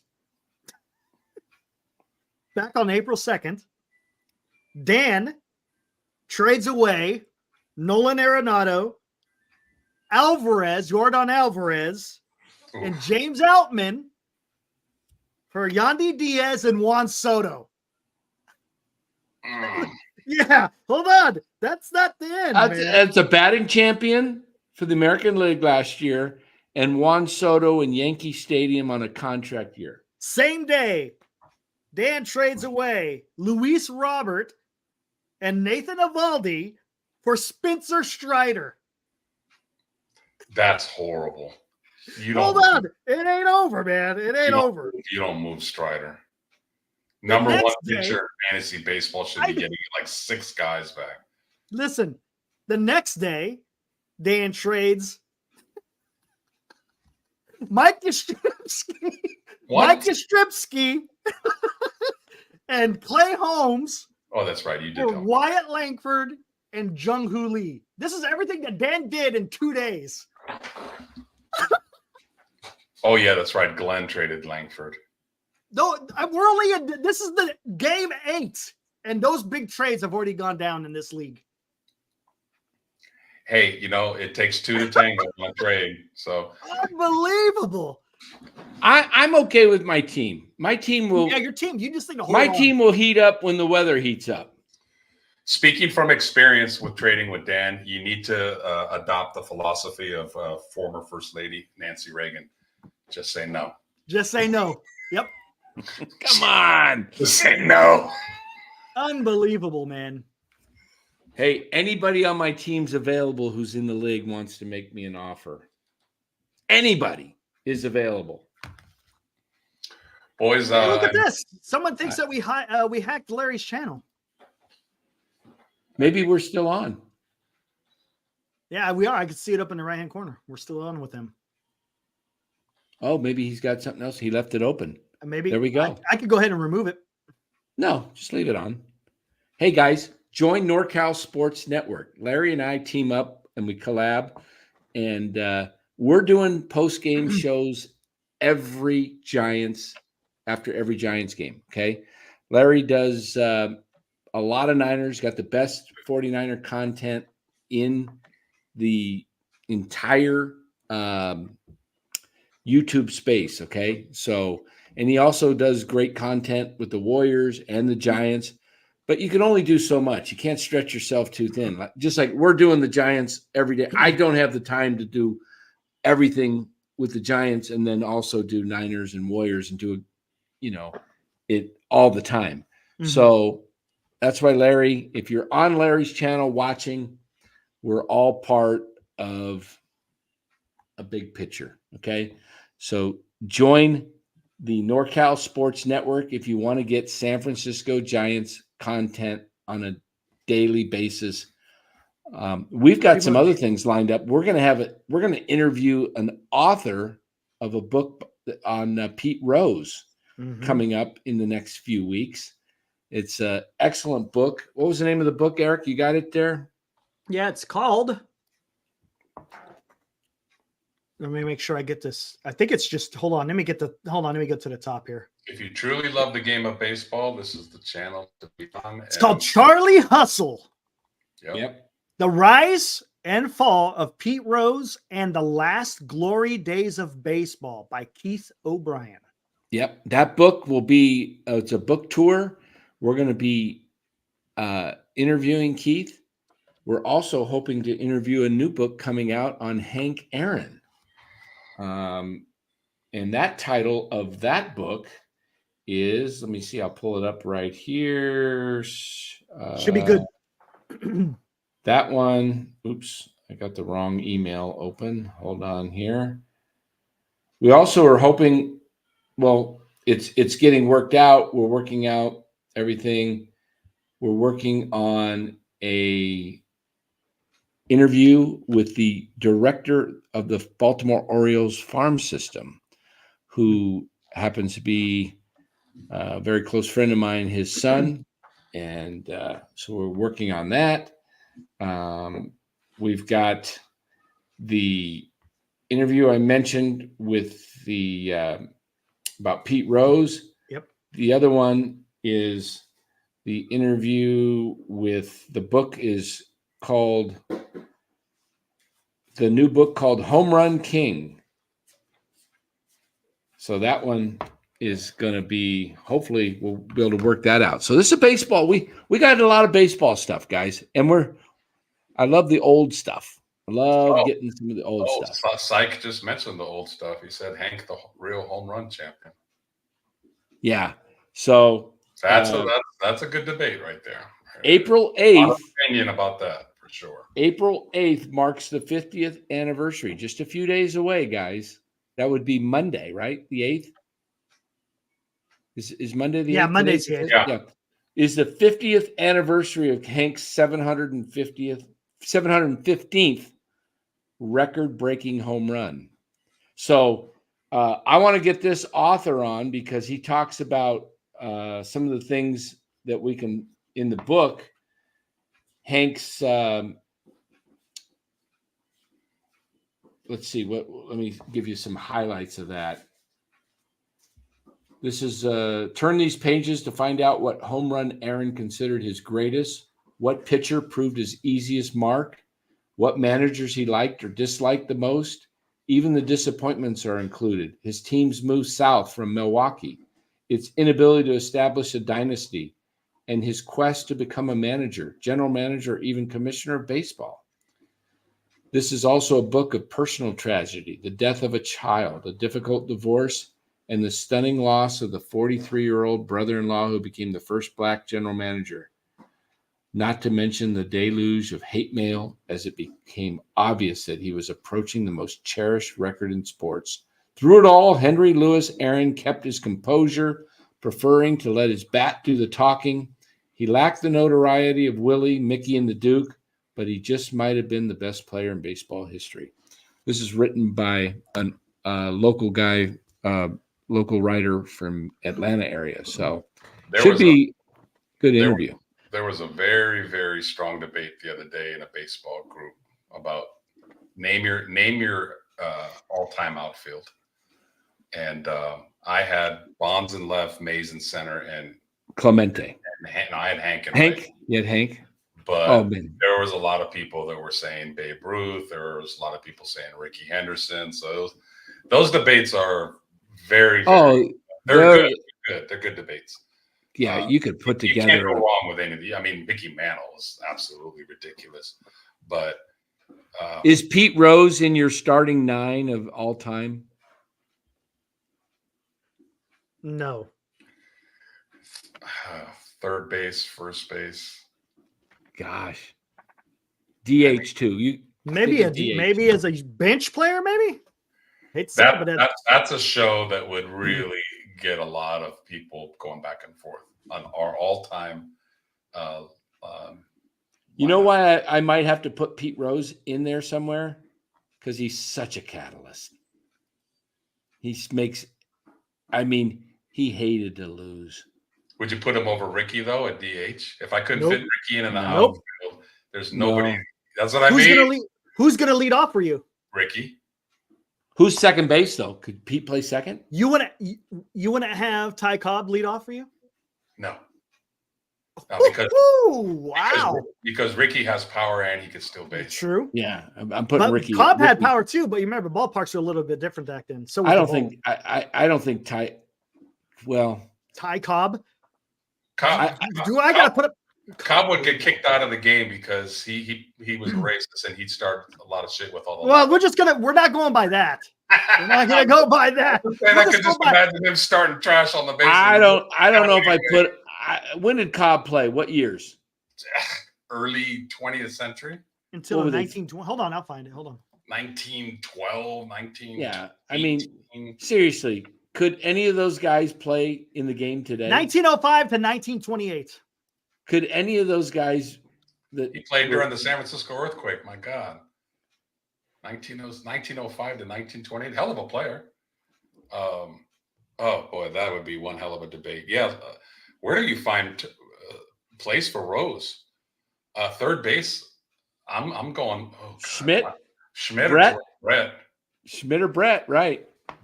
We brought that up last year, and it was a pretty good debate. Like, man. Come on, this is different eras. You can't even go. Look at this. Games played, plate appearances are damn near identical. Look at the hits. Home runs, yep, got power over here. Look at the RBIs. I'm not comparing this era. I'm still taking Ricky. Batting average. I'm not comparing that era. On base. Slugging. Exactly. G. Martinez. Eric, you're becoming analytical. He slugged. Look at that. Look at what G. Martinez says, all three of you guys, and he's even including you, Eric. Come on, I know man. Los and I could play in that era. You're telling me you would take Ricky Henderson over Ty Cobb? Yeah. Every day. In a heartbeat. You know what? I'll do this myself. Hold on. Okay. See ya.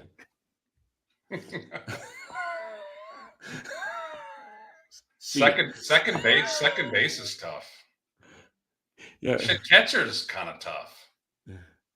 I mean, if we're just talking offense, I mean, how do you leave Piazza out if it's just pure offense? I mean, what are we talking? Are we talking fantasy team numbers, or are we talking like a winning team, defense and offense? Who's my first baseman? Gehrig. God, Gehrig's stats are ridiculous. I know those guys could, because they were. I know those guys were the best in their time, so they would have been good in this era too, because they had the talent. They would have had they would have had the technology of today's. They wouldn't have those boilers that they played with, and their speed. The pitchers would have thrown harder. I mean, I'd platoon Gehrig and Pujols at first if we're going to do the far on theory. Who's your catcher, Dan? Johnny Bench. Johnny Bench. If he wasn't killed, Thurman Munson was going to be a Hall of Famer. Yeah, he could hit. I don't know He could hit for batting average too. Had a cannon for an arm. I'm trying to think who the first baseman. Who was it?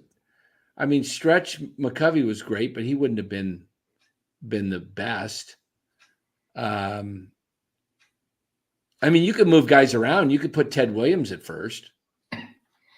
But just if we were just staying with traditional like first baseman, it's got to be McCovey, Pujols, Gehrig. How about Wally Pipp? Imagine that.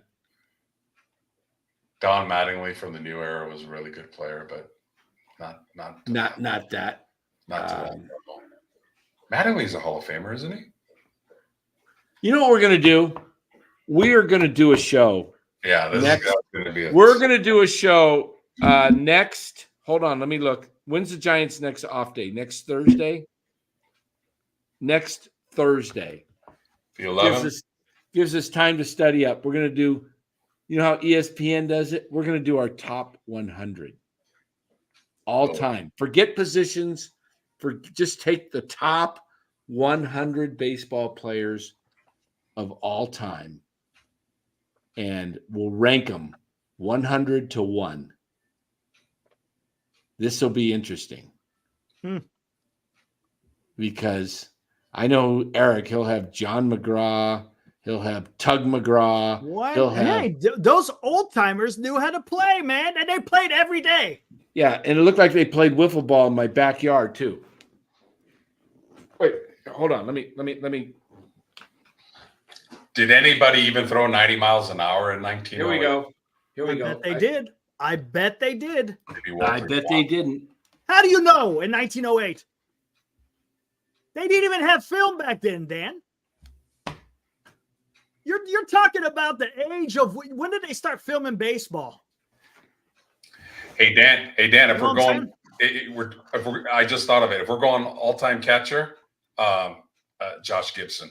Josh Gibson, yeah. Nobody raked more than that guy. The legend of Josh Gibson. Holy moly! If he had been able, I know those guys would have hit. They would be able to play. I know, but a lot of the guys. I tell you what, I guarantee you the players today would not be able to hit a spitball. Damn Skippy, they wouldn't be able to hit a spitball. Did they throw a knuckler in 1908? Oh, they had some weird stuff going on, man. And that's, it's kind of hard to really, because as you said, even comparing people today to even the 1990s is different. 1990s to the 1950s is different. I mean, it's hard to really. I mean, if we were to just all of us look up the dominant pitchers in that time that Cobb played, there'd be a few, but I just think there's a lot more talented pitchers that Cobb would have had to face. And I know the video quality wasn't so much now, but I mean, we talk about the golden era of baseball is the 60s, the 50s and 60s. I mean, I don't know about you guys, but my top 100, there's going to be a lot of guys from the 50s and 60s. Right, exactly. Yeah.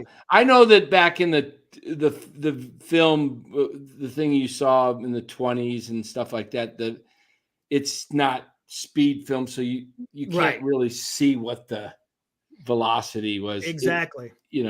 I mean, it looked like a batting practice today. A lot of the pitches you see on the old video, it looks like the home run derby. It does. Yeah. That's the problem is because the frame rate, all that stuff. Yeah. Yeah. So we have really no idea. I know Walter Train Johnson threw pretty hard.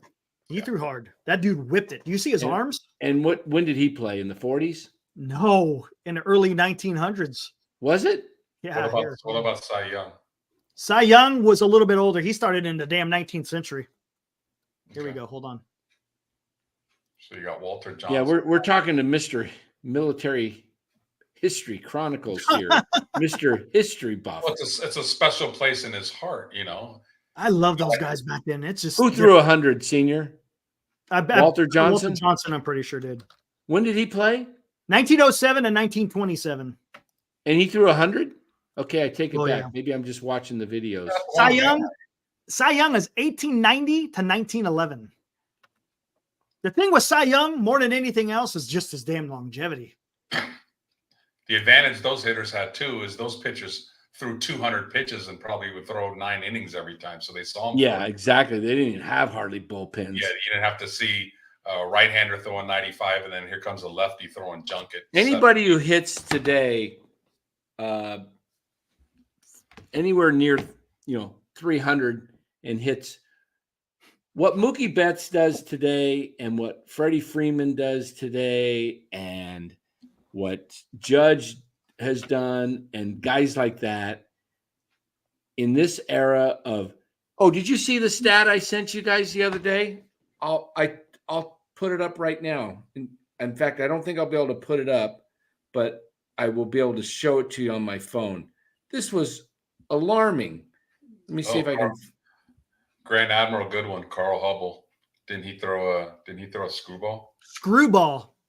Struck out. Who did he strike out? He struck out. He struck out in the All-Star game 4 straight Hall of Famers. Yeah, Babe Ruth. Yeah, Babe Ruth was one. Was it Luke Gehrig one of them? I think, and I can't remember who else. Check this stat out, guys. Gehrig is probably my first baseman. This is remember that one year I told you about, Eric? 370 with 175 RBI. Can you guys see that? Yeah, I see it. What is innings that? Pitched. Innings pitched. Look at the 60s. Oh yeah. 6.4. I'm reading it backwards. Is that 6.5 in the 70s? 6.5 in the 70s. Yeah. Okay, look at how it's coming down. So that means starting pitchers are now going 5 1/3 innings last year, and it continues to come down. Maybe it's going to start going back up. I don't know, but look at that. So it's over 1.5 less innings pitched. And so you're seeing a different pitch. Yeah, you're seeing these different pitchers, and it's so much harder because they're coming in at 98, a lot of them, and Anonymous says, no, Walter Johnson did not throw 100, nor did anyone else back then. Forgetting that the old baseballs did not equate for that velocity. Come on. No one had that arm strength. I kind of tend to believe that. Come on. How do you know? There's no way to know that. There's no way to know that. When did they start doing the speed gun? God, probably not to the 60s, 70s? Maybe. Yeah. But all the time was the 80s? Yeah, there was no way to determine in 1908, 1915 how hard a guy was throwing. I mean, the guys that were hitting could obviously, damn, that's pretty fast, but they couldn't put a number on it. Yeah, from what I understand, Walter Johnson did throw pretty hard, but we'll never know how hard. Yeah, I don't know. It's hard to pick in different eras, but we'll come up with. It'll be fun. And yeah, I know who my top. I can tell you right. I know the. It's going to be hard to get 100. The top 5 is pretty easy. Want to go 50? 50? 100's tough. 50, 75? I don't know. I'll have to look I'll look and see what is online. I'm sure there's already a list out there. I get what Anonymous is saying, but man, it's the problem is there's no scientific. There isn't. Senior says if you have an arm, you have an arm.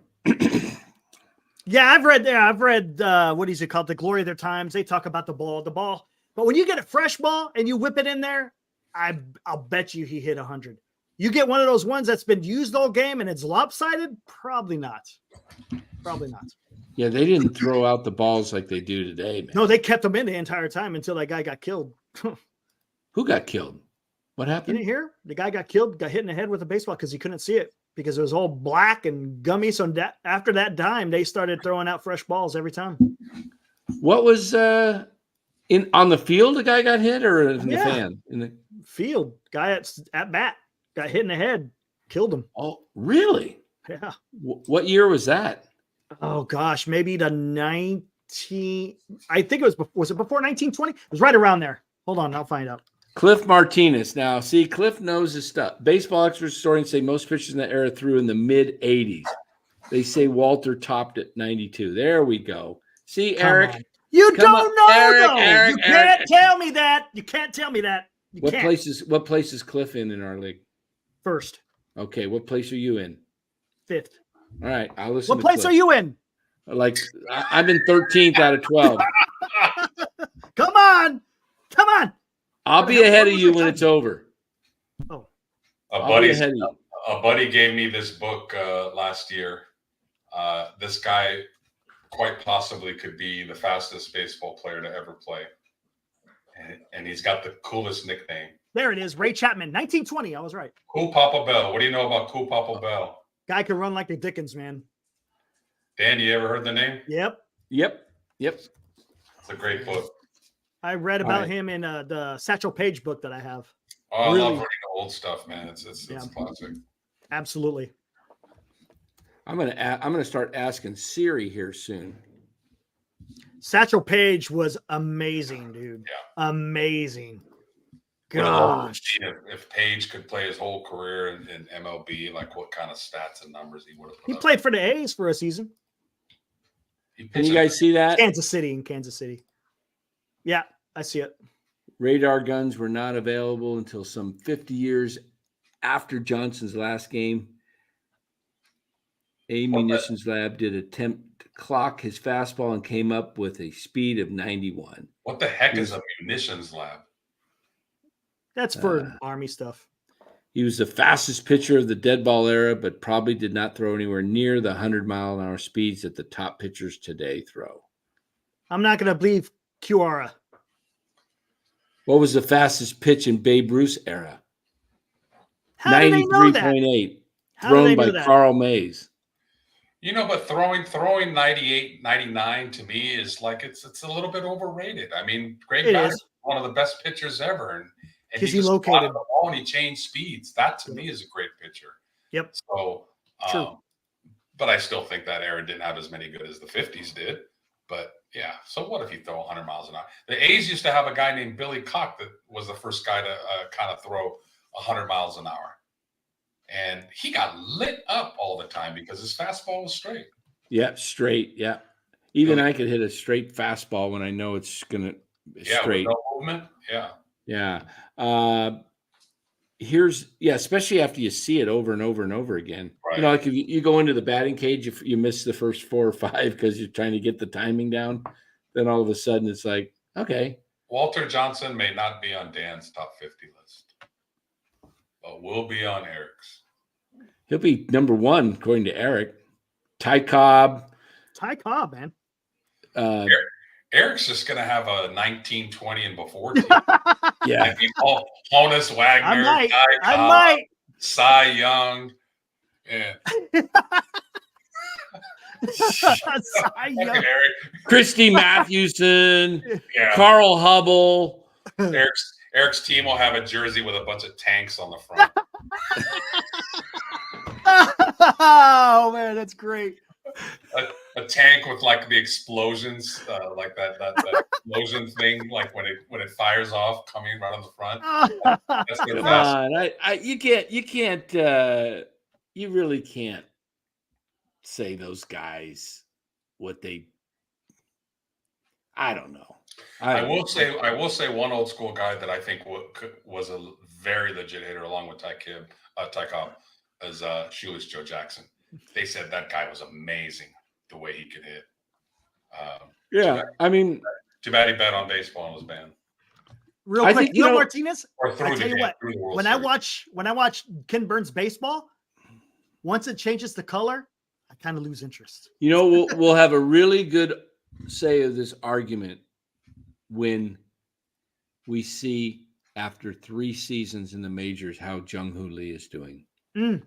If he's not hitting 300 by year 3, then you got to say these players would not have done as well in the era that, Eric's still living in. What do you think about having Ned on for that show? Top 100? Maybe. Yeah, he's got some. I'm sure he's got a lot. Yeah, he's gonna have his knowledge and his. Oh, no doubt about it. I mean, he was able to watch some of that baseball in the golden area that you were talking about. Hey, Will, Eric would watch baseball in black and white if he could. He watched dots for years. He just watched his first baseball game today. No, I actually watched the playoffs. Okay. All right, I got the ultimate question for you, Eric. Laurel and Hardy or Abbott and Costello? Ooh, Abbott and Costello. Come on. Abbott and Costello. Who's on third, man? Come on. Laurel and Hardy are very underrated. They are underrated. How about the Three Stooges? You didn't throw the Three Stooges in there. Dan's gonna laugh at this. There used to be an old pizza place called Shakey's, and some of them you'd go in the back and they would have an old projector and show old movies, man. Yes. Shakey's Pizza, man. Used to go there after Friday nights in high school. Everybody used to meet at Shakey's after a football game. You know, those good times, man. I didn't want to show up when I missed the extra point to win the game. Oh, man. Well, Eric, if it makes you feel better, I am a huge Three Stooges fan. Three Stooges. How about comedy. How about dude, that guy, the old timer back in That's comedy. stop motion days, Buster Keaton. You see some of his movies? Holy crap, man! He did all his own stunts too. Will Martinez says JHL Jung Hoo Lee jerseys everywhere. Chapman #2 and Soler #3. Interesting. Yeah. That is interesting. I figured Jung Hoo Lee would be the best selling because he's signed for 4 years. Giants fans are excited for some actual players. I mean, they have Chapman. I mean, Chapman, Soler. You know, it'll be interesting to see how this is a make or break season for the franchise. It really is. They was never proven to bet, throw games, Los. He had 12 hits in the World Series. He got bunched in with the other guys and went along with it. You're right. He did. He took the money, but there's no evidence that says he tried to throw a game. No, I mean, having 12 hits is kind of hard to argue. That's not throwing a game, man. Yeah, but he did take the money, and that's all it took. If Yep. he had just said no to the money, he would have been fine. He would have been. Well, he was. Have you seen that movie, Eric? Yet 8 Men Out. Oh, No, I love that movie. 8 Men Out was a great movie. That's right in your era, man. You got it. I kind of like the description of if Kim Burns baseball. They do a pretty good job. A little segment on that. So you like the book more than the movie. I like more. I just like more of the factual stuff and not so much the Hollywood version. Well, Shoeless didn't have to throw the game. He just went up there, got 12 hits. It was just easy to punch that 83-mile-an-hour fastball wherever he wanted to hit it. What was the name of his bat? What was the name of his bat? Shoeless Joe's bat? What was the name of it? Yep. I don't know. Was it his little friend? What? I don't know. What? They were naming my bats. I think he had I don't think they all did, but I think he had a name for the bat, if I'm not mistaken. I'm not looking it up either. Yeah, Senior says, you haven't seen 8 Men Out? Come on, Eric. No. At least I didn't watch Moneyball. Harold Lloyd is better than Keaton. Okay, thanks, Anonymous. I'm going to have to check that out. Harold Lloyd. All right. Your homework tonight is to watch 8 Men Out. It's a good movie. It's a. Oh, speaking of which, tomorrow's going to be conflicting, man. It's a 6:00 game tomorrow, right? Yeah. You know it's on at 4:00, right, Los? Tomorrow. 4:00 tomorrow. WrestleMania. WrestleMania is on. Oh, come on, Eric. Tomorrow's Final Four. We're not WrestleMania. No. Eric, Greater than Final Four. Eric's got no.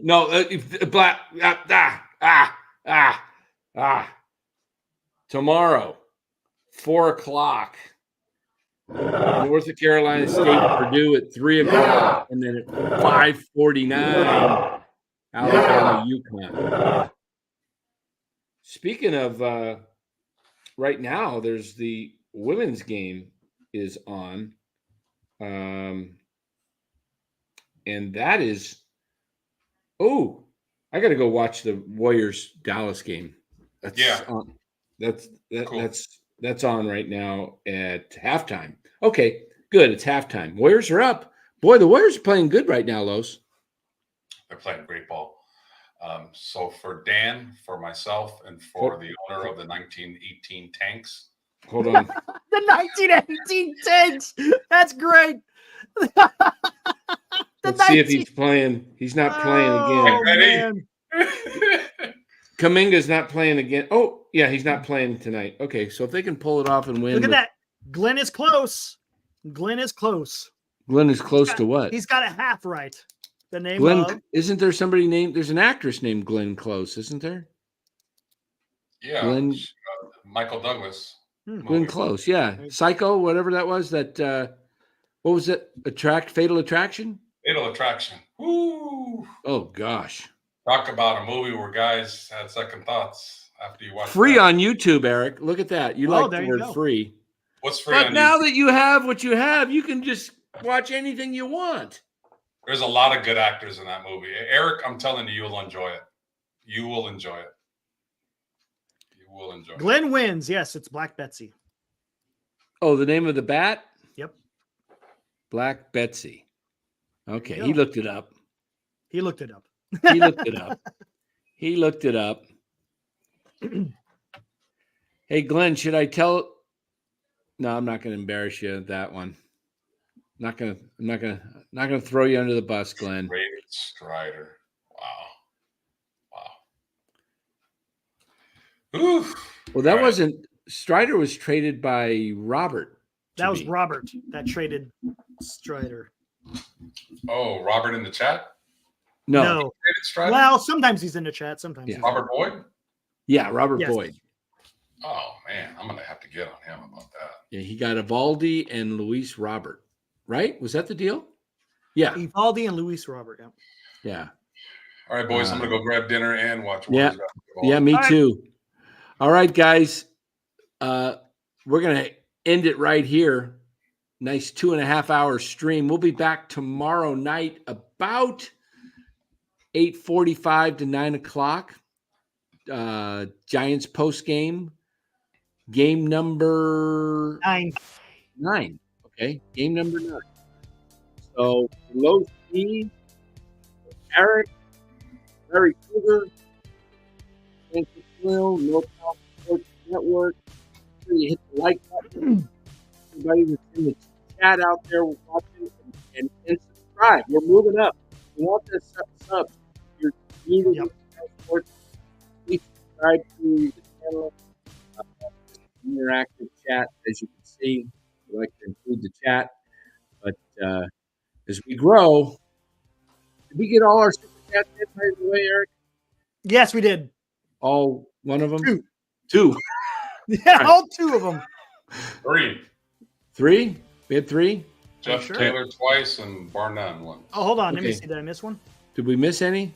Make sure we. Oh, yeah, we did. My bad, good. I'm Barnum. glad I mentioned it. Oh, my gosh. All San right. Francisco just needs to be around 500 at All-Star break plus Ray. Ooh. Maybe. He's that's pretty. If Ray comes back healthy, yeah. Here's the problem. Yeah, when you're coming back off Tommy John, I'm not expecting a lot from Ray when he comes back. I'll expect a lot from him next year. This year, Yeah, it'll be interesting. All right, everybody. Yeah, and you never know when you're gonna have a setback. Like Walker Buehler, they kind of thought that he was going to be ready last year in September. Now here we are in April, and he's still not. So, Dan, if we all make it to Wrigley in June, are we gonna stream from there? yes, Ooh. we'll stream. That'll be Wow. fun. That'll be fun.